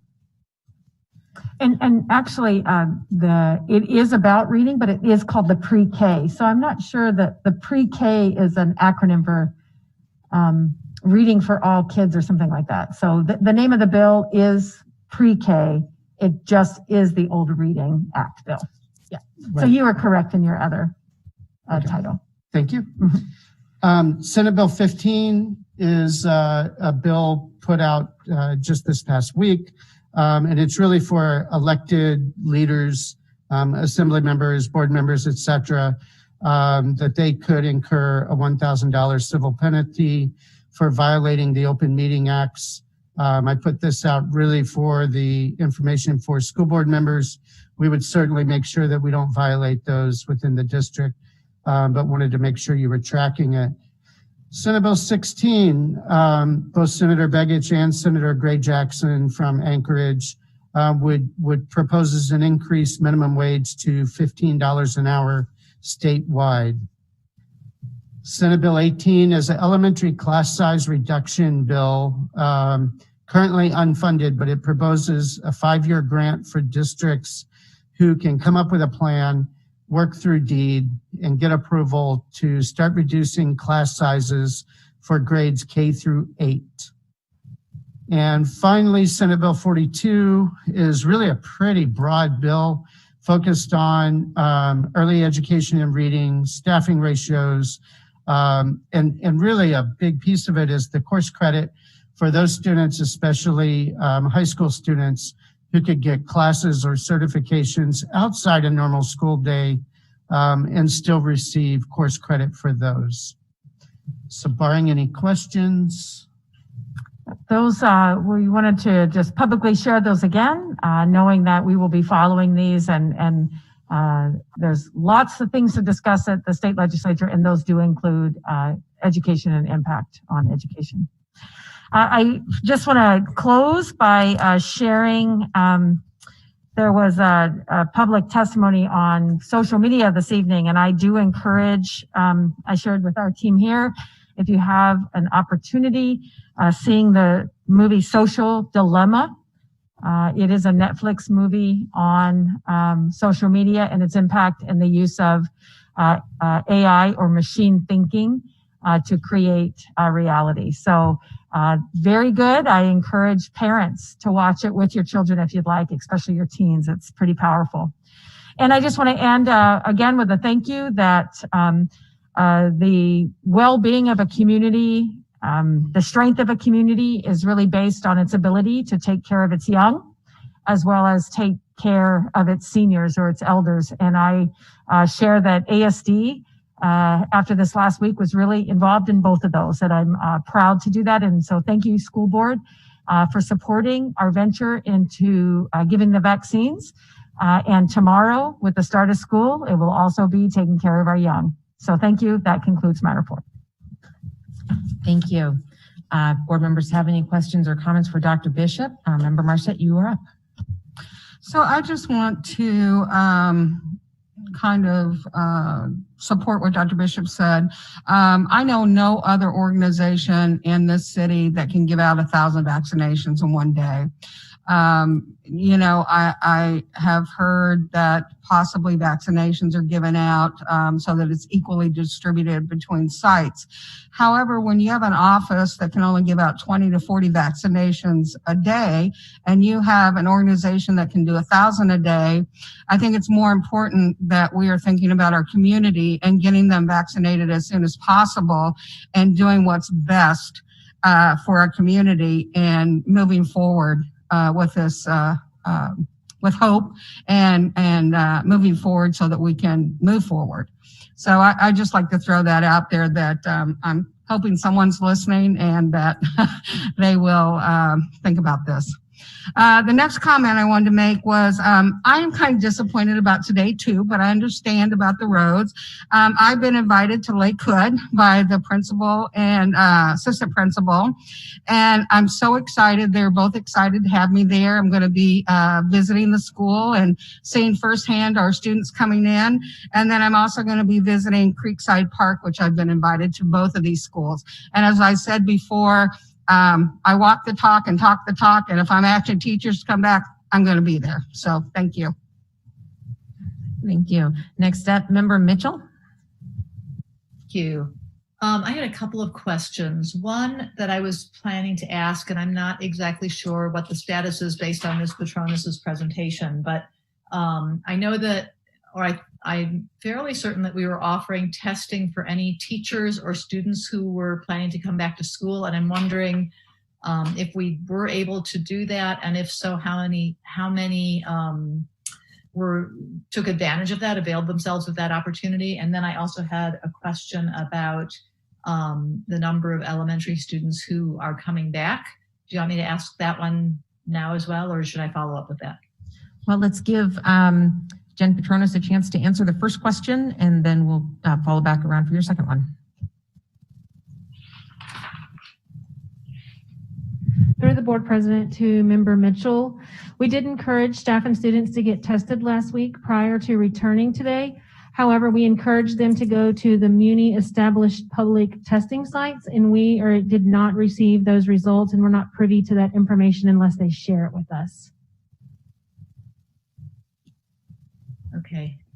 But it sounds like we're going to have our own testing facilities up and running, because I know, based on universities that have been very successful with their keeping COVID rates down, the key is really, weekly testing. And actually, Member Mitchell, our testing is going to be for symptomatic only, and the surveillance testing is the city. So the city has those two sites for surveillance testing. ASD is taking place in symptomatic testing. Okay, thank you. The other question I had was in the Board Connect, if I've read it properly, it sounds, or if I interpreted the data accurately, it sounds like out of all of our schools, roughly 44% of our elementary students have opted to come back to in-person. Is that percentage correct? Through the president to Member Mitchell, not exactly. 44% would be the total amount that we would be expecting to come back, but there would be some who, of course, were not expecting to come. So it's 44% of our student bodies will be back in the school. So 8,000 students at the elementary are those would be the rough number that we're expecting. What's really difficult is that we've got families that are still kind of waiting and see. We're seeing the ASD virtual numbers bump up by the hundreds in the last few days as people think it through. So it's hard to come up with even an estimate of exactly how many are going to physically show up. Our hope, of course, without the inclement weather, was to actually have you a head count today with an actual number that we could look at, and that would be real bodies. But at their next board meeting, of course, in our Board Connect, we'll put that out for this week so you can see the actual number. Okay, so it sounds like we don't really know yet. But my follow-up to that is then for the 44%, or for the students who come back, the ones who are not coming back, they're all going to have to go to Calvert. Is that correct? Because there won't be the Zoom option anymore. And remember, Mitchell, the 44% is a pre-K 2. Right. No. I understand that. Of the students we anticipate, of the students we are offering in-person school to at this point. Well, I guess it doesn't include the self. Yeah. So at the other ones, assuming if that percentage that we're estimating at this point or anticipating the 44%, then the 56%, the option for those students is to do the Calvert ASD virtual. Is that correct? Not necessarily, because some of the 56% are 3 through 6th grade students who are still on e-learning. Of the students in pre-K 2, we had about 300 move over to online learning through ASD virtual. So the 44% of all other students, because 56% who are not going also include 3 through 6 who are in Zoom learning with their teachers now. Okay, so I misinterpreted that number. So the 44%, let's say there are, just for round numbers, this is obviously not correct, but let's say we had 10,000 pre-K through 6th grade students. Then you're saying we're anticipating that 4,400 of them will be in schools in K through 2. And then the 5,600 is either 3rd through 6th graders or the K through 2nd graders who aren't going to in-person. Is that correct? Correct. Okay. So we don't know what percentage of kindergarten through 2nd graders we're expecting out of just that population. We don't know what percentage we're expecting to come back to live in-person classes at this point. We'll figure that out when they show up tomorrow. We have an estimate and we're planning for them, but until they show up, it's really hard to suspect. But it's about 70 to 80% of the students. In some schools, we shared those data with you early on. In some schools, it's upwards of 70, 80%, some it's 60, but it is a pretty high percentage of when we did our survey of pre-K through 2nd grade, really of all elementary. Thank you. Next up in the queue, Board Member Bellamy. I think my question has been answered. Thank you. Any other questions or comments from board members? Member Marset. So I debated on whether to comment on this, but I have nothing to lose, so I'm going to do it. We received a letter from AEA, and it's out there, everybody's seen it, so it's public knowledge, about the school board working with them to make sure schools are safe. And I know people send us different articles, but I just read from the director of CDC nationally that said schools are not spreading. I mean, they're just like a non-event. They're not spreading the virus. And I have to say, when I look at this in perspective, I had someone send me a message, and I think they put it very well. And they said, kudos to all the childcare workers. Wow, what a bunch of brave 19 to 25-year-olds working away for $10 an hour, risking their lives to take care of your kids. Well, that's exactly how I feel about our teachers. There is, and again, I know there's fear out there, but we have a job to do. And that job in our first responsibility is to our kids and the mission and vision of this school district. And I would hope that those that are considering maybe not coming to work tomorrow will rethink that, because this is about the kids. And I understand the fears, but man, when I read this comment about childcare workers who have been out there all this time taking care of kids and I haven't heard anything from them. I just want to put it in perspective. So I hope our teachers will think about that when school starts tomorrow. Thank you. Thank you. All right, not seeing any other hands up in the queue or anybody frantically waving, we will go ahead and move on in our agenda. It'll be the consent agenda is up next. And Member Bellamy, if you could kick off the consent agenda. I can, thank you. I move to approve the consent agenda consisting of ASD memorandum number 072, which is the personnel report, and the regular session minutes for November 16th, 2020. Are there any comments on either of those consent agenda items by board members? I missed it. Who was the second on that one? Was that Andy? Andy, that's what that's what Katie thought. All right, seeing no comments or questions. Katie, if you could please do a roll call vote.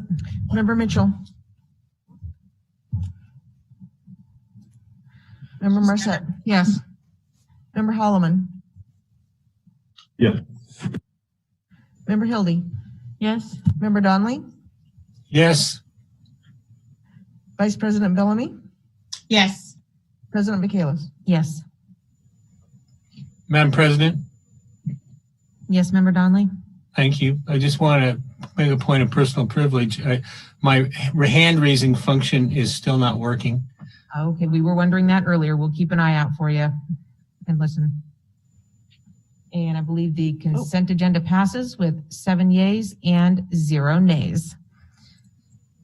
Next up are our action items. I'm going to read just a quick statement. The procedures for agenda item testimony are as follows.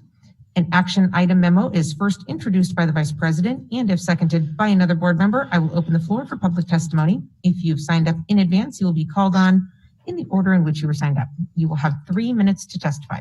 When 30 seconds remain, a chime will ring to inform you so that you can finish your sentence. After all testimony closes, I will open the floor for board discussion before finally calling for the official vote. The voting results will be displayed on the screen. And I do have one person, but it is on item number 5. So Vice President Bellamy, if you could kick us off with ASD Memorandum 070. I move to approve ASD memorandum number 070 and authorize the award of contract for providing district-wide duct cleaning services at various Anchorage school district locations on an as-required basis for a 3-year contract in the amount not to exceed $383,400 with 2 1-year option periods in the amount not to exceed $255,800 for a total contract value not to exceed $639,200 to J&K Power Vac. Do I have a second? Second. All right, I have a first and a second. Are there any board members with questions or comments on ASD Memorandum 070?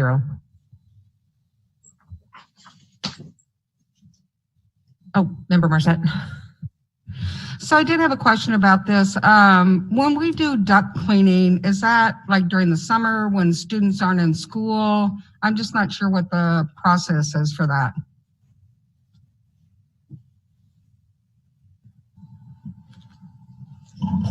Through the board president to Member Marset, I'm going to have to come back to you with a more definitive answer. There is no specific timeline, although I would offer that probably the majority of the work does occur when staff and students are not in the buildings.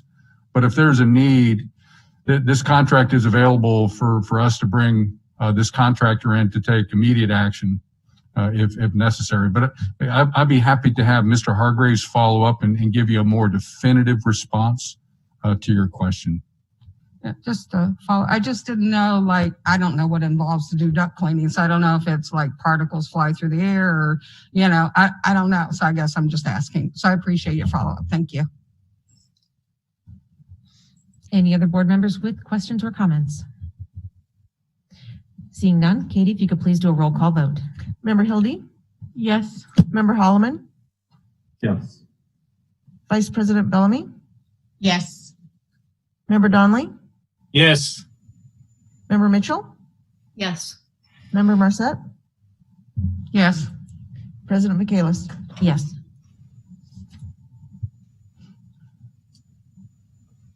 ASD memorandum number 070 passes with 7 yeas and 0 nays. Next up.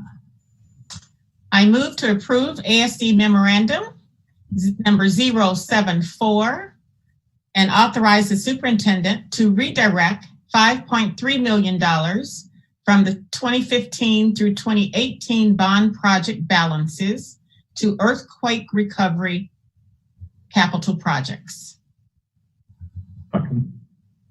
I have a first and a second. Do any board members have any questions or comments on ASD memorandum 074? Member Don, I do see your hand. Okay. Was I recognized, Madam President? Yes, you were. Thank you. I just want to thank the administration for proposing that these funds go towards the earthquake projects. I think those have to be our highest priorities. We need to make sure our schools are seismically safe and repaired from the damage that was done. And so I was pleased to see that that was the emphasis that was placed on utilizing these funds as they became available. Thank you. Any other board members with comments or questions? Seeing none, Katie, if you could please do a roll call vote. Member Hildy? Yes. Member Mitchell? Yes. Member Marset? Yes. Member Donnelly? Yes. Vice President Bellamy? Yes. Member Holloman? Yes. President Michaelis? Yes. ASD memorandum 074 passes with 7 yeas and 0 nays. Next up.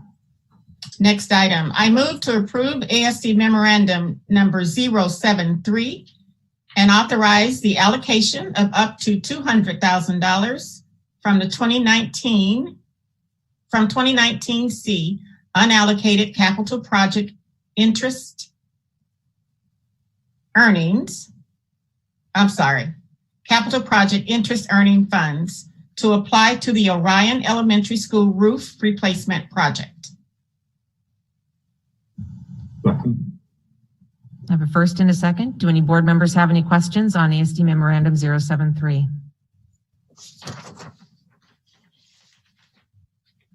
Seeing none, Katie, if you could please do a roll call vote. Vice President Bellamy? Yes. Member Mitchell? Yes. Member Donnelly? Yes. Member Hildy? Yes. Member Marset? Yes. Member Holloman? Can you see him?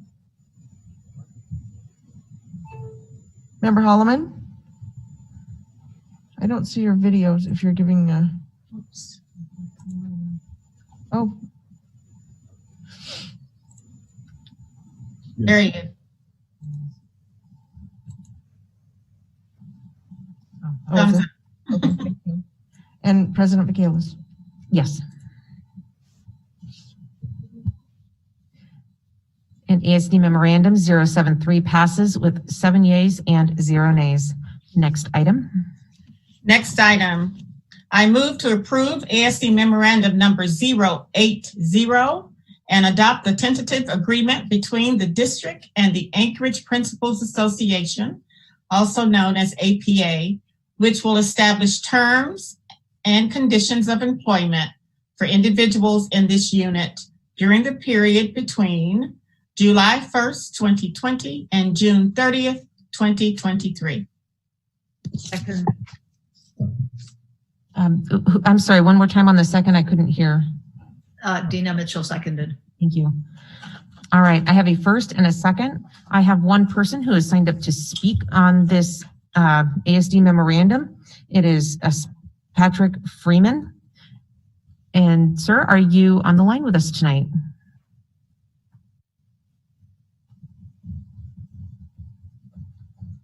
And if you can hear us, it'll be *6 to unmute. I know I see his name there, but I don't see him coming off mute. And he's my only speaker, so ordinarily I would. Patrick, if you can hear us, it's *6 to unmute.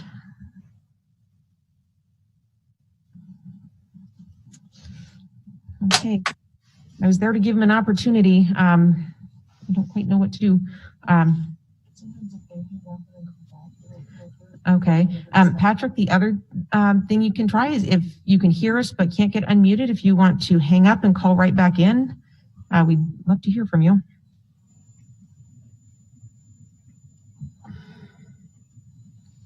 Might be a little bit backwards, but I guess in the interest of time, since I haven't been able to connect with him, are there any, I see he did hang up, so maybe he'll call right back. Were there any board members that had any comments or questions on the APA contract? Member Marcette? I just want a huge shout out to our staff and to APA for coming together on this contract. I know it's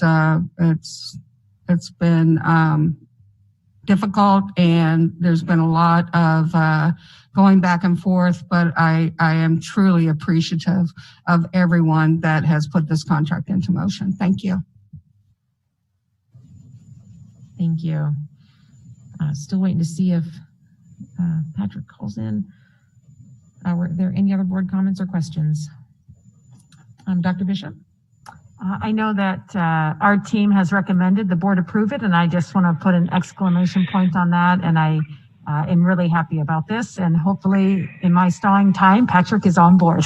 Okay, good. Hi. Hi, I'm Patrick. here. We can hear you. Thank you for calling back in.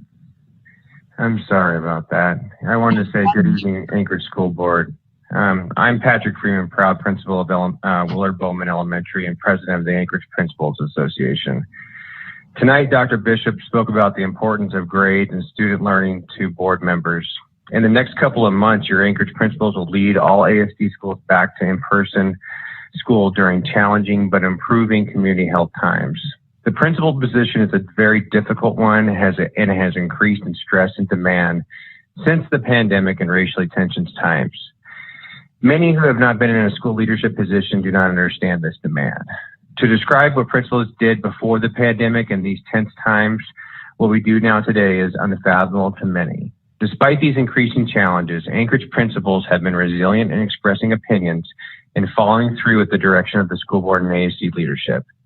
I recommend the Anchorage School Board to approve and adopt the ASD APA negotiated agreement. This contract will allow Anchorage principals to move forward and focus on the goal of educating our students during a time of the increasing importance of reestablishing our great public schools in Anchorage. I appreciate your time. Thank you. Thank you so much. I had member Hildy's hand up in the queue.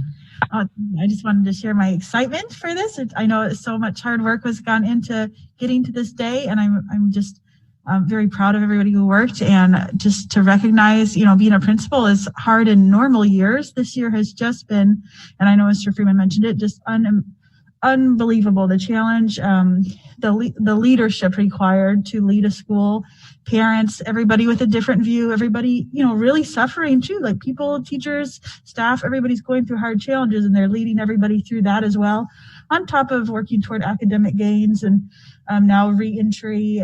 So I'm just incredibly thankful, and thanks. All right, not seeing any other hands up in the queue. Katie, if we could please do a roll call vote. Member Mitchell?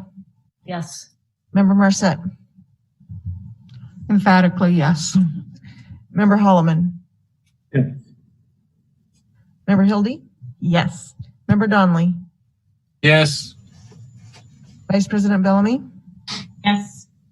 President Michaelis. Yes.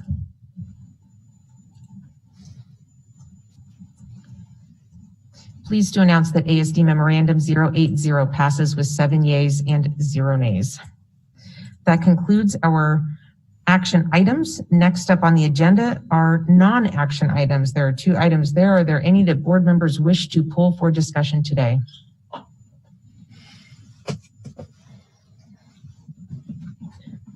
All right, not seeing any hands waving or hands up in the queue. Here we go. Next up is new business. I've got a couple of things on my list. I know a couple of board members have a couple of things they want to talk about as well. The first thing I'm going to do is read one letter. However, I received it twice from 2 different bargaining units. So for the sake of time, I'm reading the same letter once.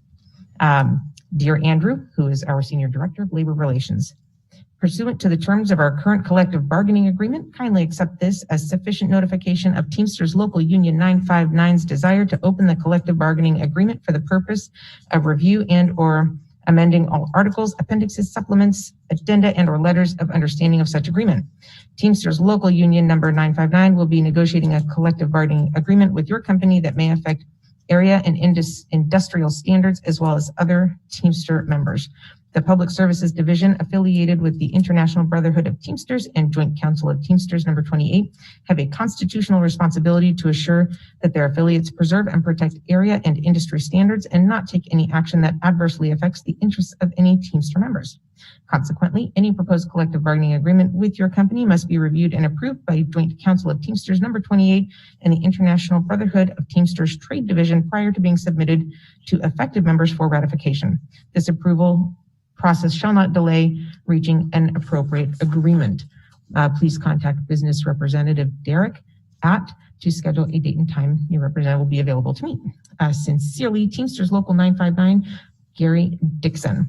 We received this on behalf of the Anchorage School District Food Service Group and our transportation, bus drivers and attendants as well, same letter. So they are in compliance with board policy 4143 for negotiations, and just wanted to get that on the record on their behalf and look forward to our team getting in touch with them. Next up, so I've been working wrapping my head around board policy 9320, which talks about meetings and attendance and all of the parts that go with it and how we have our attendance reflected on our website. And so for board members' reference, like I say, it's board policy 9320. And one of the things it says is board members must physically attend 75% of the regular board meetings over a 24-month period. There have been a lot of times where the boardroom has been closed by mandate from, I guess, municipal, the mayor. And so I'm trying to figure out how it all works, but I'm going to, I've worked with Katie and she's worked with IT to put together a different look at our attendance. So we'll have our overall attendance, as the board policy says that if board members get prior advance notice from the board president that their telephonic participation will count as a remote attendance. But we still have the policy that talks about the 75% physical attendance. So there's a little bit of conflict in there. So what I'm proposing is we have an overall attendance rate that is listed and a physically present attendance rate that is there. And it does have the same legend that talks about were we here, were we remote because we had to be, stuff like that. And so wanted to let board members know that that is going to go up and going to go out and change to have it be to match and align with our board policy that is out there. But just wanted to give board members a heads up on that. Also wanted to give board members, we've talked about it kind of part and parcel to a couple of meetings earlier today. January 30th, we'll do our winter retreat. It will be from 10 to 4. And the things we're gonna do is a deep dive into the legislative bills that have been filed, get more information from finance, from some folks down in Juneau to help, just show us where things are. We're going to do the superintendent mini evaluation. So watch your email because we'll send that out ahead of time and go through that. And then we'll also do our board self-evaluation with AJ from the Council of Great City Schools, starting at about 2. So we're looking at about the window of 10 to 4. Just want to make sure that everybody's calendar is on the ready for that. I have 2 folks that have reached out to talk about possible new business. The first one is Mr. Donley. He sent out a resolution to board members earlier today. Wanted to give him the opportunity to talk about it and as a board figure out where it goes from here. Thank you, Madam President. Before I speak to that, I'd like to speak to something that was raised at a recent assembly meeting, and that is the municipal voters guide for the upcoming election. I don't know if you all remember what happened in the election this last year, but the voters guide was pathetic, to say the best for it. There was almost zero, in fact, I think there was zero information about candidates in it. And I think one of the greatest things state government has going is the state voters guide, where all the candidates have statements in there and photographs and positions, and that helps level the playing field in a democracy and in a republic such as ours. It allows non-incumbents actually fair, equal access, at least for that one moment in time, to the voters. And I remember growing up, seeing that voters guide on the kitchen table of my parents and them studying it before every election. That's become an Alaska tradition, and I think it's just a shame. And there was a lot of comment about this at the assembly meeting, that the city of Anchorage doesn't use a similar system for our voters guide. And I'm wanting to put forward an issue before the communications committee to actually take a position on what should be in the Anchorage voters guide, and I would advocate that there be more information about candidates. I think this is especially important with school board seats. We all know school board seats, you run.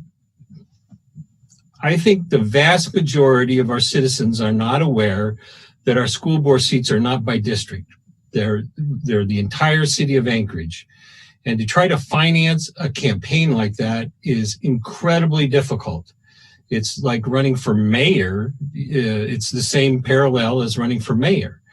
And so anything we can do to level the playing field for all the candidates, I think would just be really good for our city and for the electoral process. So I would hope that we could get together and talk about advocating something in access to the voters guide that would actually allow voters that kind of information about candidates. So I'd like to just put that forth as an issue to be dealt with in the communications committee, and maybe go on the agenda there.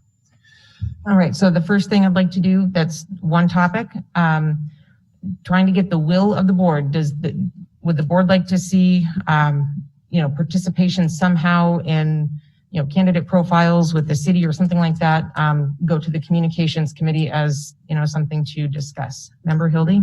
I'd be open to I'm not on the communications committee, but I think it would be a good one to discuss if there's a way to make it more better access for voters. But that also seems a little weird if I'm running for office saying that. So maybe I shouldn't say that. That sounds creepy now. So I won't have an opinion. I'll take that back.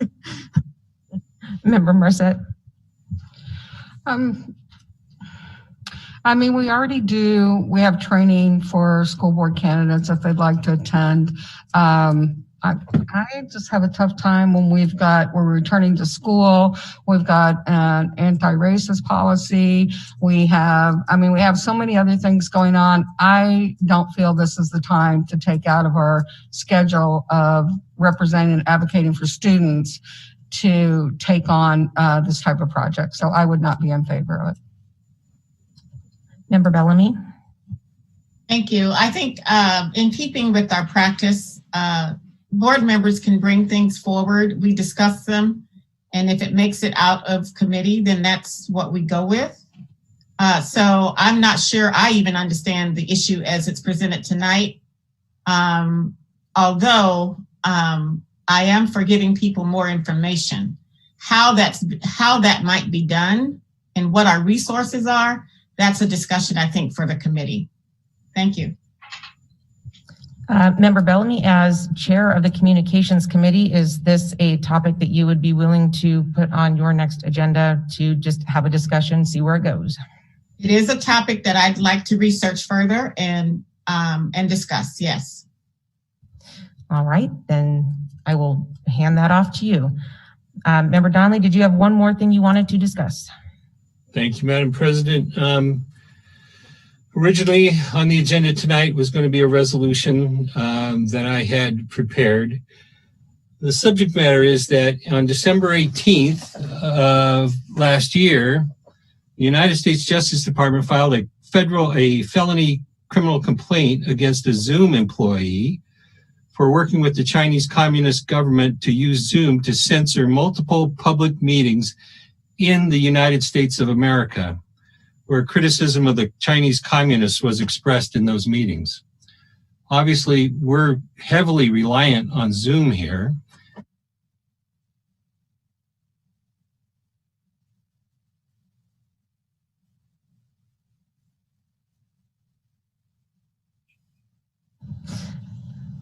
Dave, are you there? I thought it was just me. All of us. And Member Bellamy, you have your hand up, but I didn't know if it was on this topic or the last one. Oh, thank you. Last one, sorry. Dave, we can't hear you. I think Dave's frozen. Yeah, Dave, try turning off your video if you can hear us. I see that your audio is still on, but. All right, so he's going to figure that out. So let's just pause for a minute on that conversation, and we'll go to Member Marcette, who wanted to bring up a topic. I'm not sure if this is committee or if it's request for information or just exactly where to put this yet. But I've been reading page by page our student handbooks. And given some of the policy changes that we're going to be making, I think those are going to have to be revisited anyway.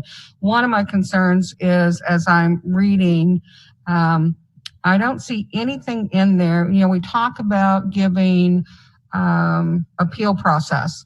And I know through my own experience, but it's been a while, so I just want to ask this question, is when a student is suspended, and what I was told was that, you know, the handbook has the appeal process. I'm wondering, do we give, I know in IEP meetings, we get a policy. But I'm wondering, do we give anything to parents, given that a lot of our parents are not English speakers, guidelines or information on how to file an appeal? So I think that's something that's missing from our handbook too. So I think, you know, we also have in there that tardies, we can suspend for tardies, out of school suspension. So what I'd like to recommend, and I know that we're not in charge of ARs, but I would like to recommend at some point that the handbooks, a committee be brought together to review the handbooks and update them with changes I feel are necessary.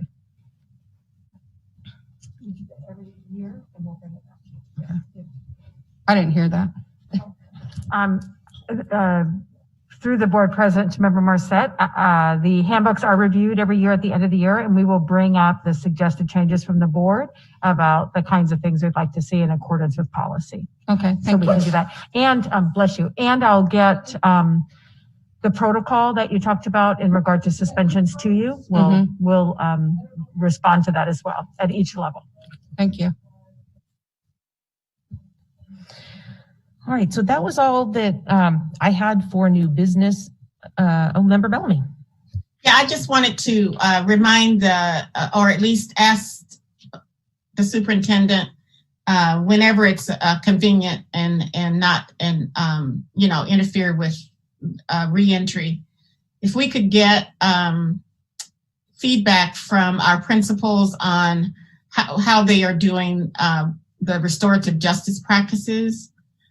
because I know of some wonderful things that are going on, but I don't know all of them. And so I don't need to know all. I just want to have a representative sample of what principals are doing, by each level. Thank you. Member Hildy? Just for, in response to Member Bellany, we do have that in governance right now, kind of work. So I think it'll be incorporated into that, whether there should be a policy or should not. I think that's planned in that discipline review. We had mentioned restorative justice at the last governance committee meeting, so we'll consider it when we talk about that. We can look at that. And thank you for that clarification. Although what I'm looking for is what we are doing now, where the policy is a little bit different in my mind, but our actual practice right now is what my comment was relative to. Thank you. And Madam President, I would just request it gets put on a request for information.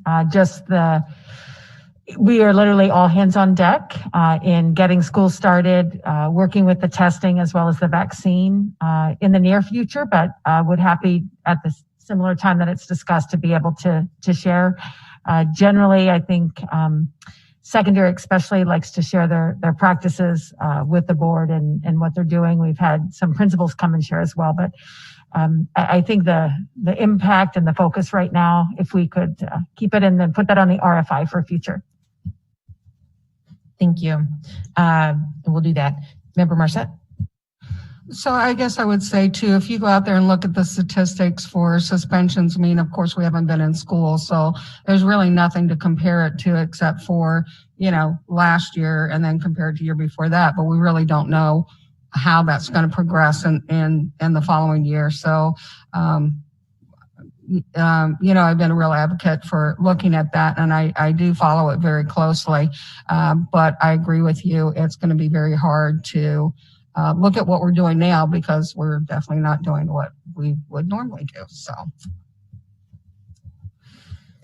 All right. So we have Dave on Katie's phone, and we're going to try and do this on speaker to the event that it works. And Dave, can you hear us? Hello, Katie. Yep, we've got you on speakerphone. We're gonna see if we can make this work. President Michaelis? Yes, go ahead. We can hear you, Dave. And I've got your on speakerphone up to the microphone, so go ahead. Well, my internet has totally gone down here in a very inopportune moment. I have no internet connection whatsoever. I was about to say that an employee of Zoom had, on December 18th, been charged by the United States Department of Justice with using Zoom to interfere with position, decrying that, and taking a strong position that we are concerned with the interference by Chinese employees of Zoom in China, especially, interfering with United States public meetings, and that it should not be allowed to happen. I think it's kind of puzzling to me that I was disconnected from the internet at the exact moment I was bringing that request up. But be that as it may, that's what I'm going to recommend, that we proceed with the resolution that I had drafted that was on the original agenda for this evening. But I was subsequently told to utilize this process to have it referred to the Communications Committee. All right. Do you have, as I mentioned before, Member Donnelly had sent out this resolution to the board earlier today or through Katie, and want to find out the will of the board for forwarding this on to the Communications Committee. If any board members have comments, as well as Member Bellamy as Communications Chair. And Member Marset, you have your hand up. So my concern is one of the things Mr. Donnelly is asking for is that we no longer use Zoom. We use that for many things. I guess I would recommend, Mr. Donnelly, if you're uncomfortable with Zoom, maybe you could join us at our school board meetings in person. But I do not think it is, not that I don't disagree with your saying, Mr. Donnelly, but I just don't think this is the thing we need to want and need to spend time on. It doesn't support our mission or our vision for our students. Member Holloman, you have your hand raised. I was just going to advise Mr. Donnelly not to say anything bad about the phone company while he's on the phone line. We may never hear from him again. I would support this going to the committee for review.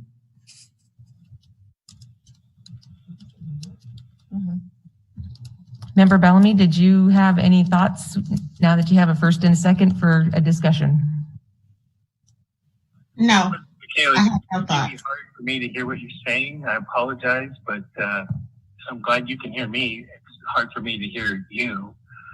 I would just like this matter to be taken up in the Communications Committee in a timely manner, since it happened on December 18th that this really heinous act by the Communist Chinese was exposed by our U.S. Department of Justice. Madam President? Yes, go ahead, Member Bellamy. I really don't know what to say about this. Although I don't see how, I don't sense that the Anchorage School District is at risk or threat. Lots of things go on in our country that are alarming, but we don't have to take them up at a local level. I would want to hear more from our technology people as to how they assess the threat. And I would like to, so if taking it to committee would give that insight. But I don't really know what to say about this. I mean, it's to me, I just can't, I'm just having an issue wrapping my brain around why this would be important for us right now and what the urgency would be. Thank you. Dr. Bishop, did you have some information? Yes, Madam President. I would like if our Chief Information Officer could make a comment about that. He knows quite a bit. Through the board, President to Dr. Bishop and the board. This is something that we did look into at the time. There was an individual at Zoom that did commit what they believe committed some crimes around this. They immediately fired that person at Zoom, and they have been cooperating with the DOJ on the investigation around this. But this is really no different than any other technology company that does business with China. They have to agree to the Chinese laws to do business in China. So for instance, not only is Zoom in that boat, but Microsoft, Apple, LinkedIn, TikTok, Airbnb, hundreds of other companies have to follow the rules of the Chinese government to actually operate in China. And so right now we do not route any traffic through China at all. And so I have no concerns on that front from a data security standpoint with Zoom and any of our data routing through China. Thank you. And Board Member Hildy, you had your hand raised. Yeah, and I'll just review the procedure because sometimes we get a little confused. If anybody can put anything on our board agenda, if you have a second, you just get it to the president. And if it's not on time for the next meeting, then it can just go on for the one after. Certainly there'd be plenty of time for that. So it only takes 2 people to get anything you want to talk about on this agenda for our big meetings. If it stays on the agenda, that means 4 people are okay with it, right? Because it only takes 4 people to take it off the agenda when we approve our agenda. So what can happen is during that discussion point, we could say, oh, let's refer it to committee. We've done that before. If we don't want to take it up for a vote at that point, because it's a motion somebody's put on. But otherwise, we just bring things to committee chairs. So people, usually twice a year, I'll ask you, what do you guys want to talk about for governance this year? Or we go through our, 6,000 series. And then what we do on governance, you can do it at any committee, is say, well, here's this one policy, and do you guys want to talk about this? And I ask the committee members, do you want to talk about that? And it can be on anything, because certainly it's the board's choice what we talk about, but it goes through, the chair only makes the agenda, and then the committee decides if that's what they want to work on. So in this case, it sounds like maybe there is support in the communications committee, and that would be something they can discuss. But you would just contact the committee chair. All right, Margot, did you catch all that? I caught it. Should I have Member Donnelly reach out to you? Sure, it's fine. I mean, the next committee meeting, I'm not calling a meeting earlier than 2/9. So it will be at that meeting, February 9th, that this and his other item would be on the agenda. Thank you. All right, we will let him know. Just a point of clarification. Yes, ma'am. Who are the two? Oh, I see. Was it Donnelly and Andy? Oh, who's on? Who were the two people? I think that's, yes. Okay, thank you. All right. Anybody else have any new business they want to bring up out of the blue? All right, I'm seeing a bunch of shaking heads. No, I do not have any additional public testimony. And so next up on the agenda is school board and administration comments. Are there any school board members that have any last comments they would like to make, or administration comments that they would like to make? Member Holloman. Several other people remarked on this. I have to as well. But I was over at the district office doing a little bit of work on the same day that I had an appointment to get a shot. And as several people said, it was run really smoothly, really efficiently, but also the energy level inside the building was really great. And as a couple of people said, we finally feel like we're doing something. We're really doing something that, one of the biggest concerns to us has been the amount of COVID in our community.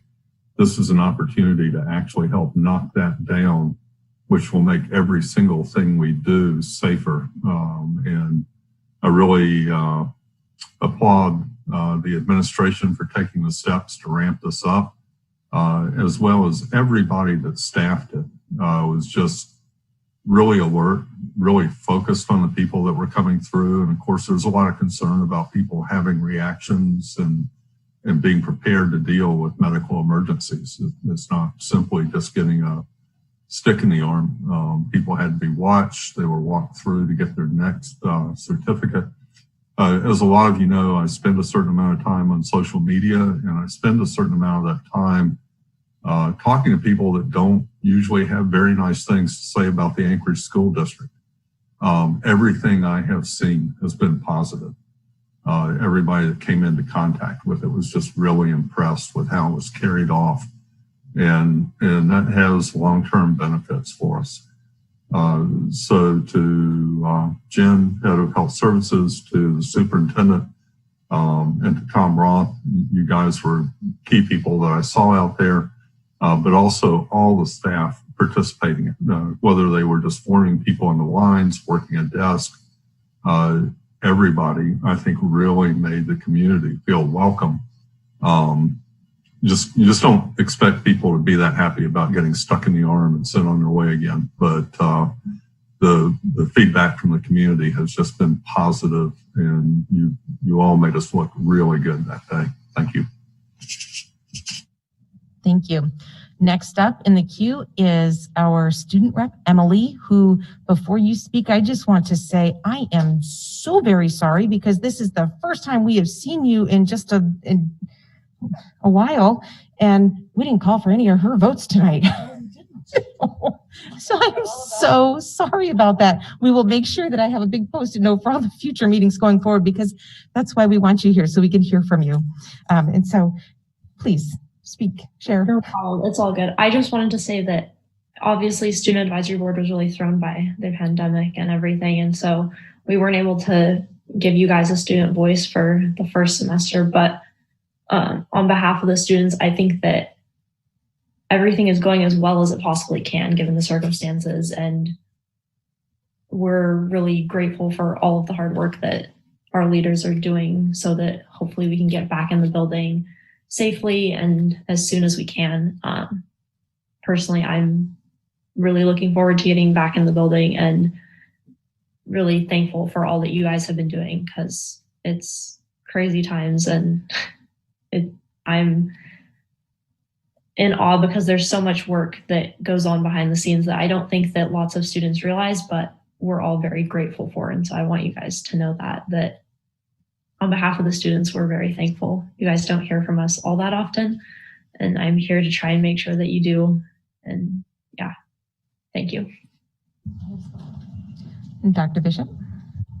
Yes, thank you, Madam President, to the board, and thank you, Emily. That was a kind thing to say. I wanted to also say that Mother Nature permitting, we will start school tomorrow, and I look forward to that day. So thank you all that have planned and put their best efforts towards tomorrow. Thank you.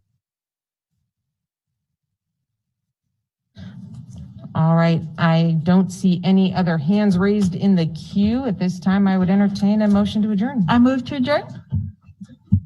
All right.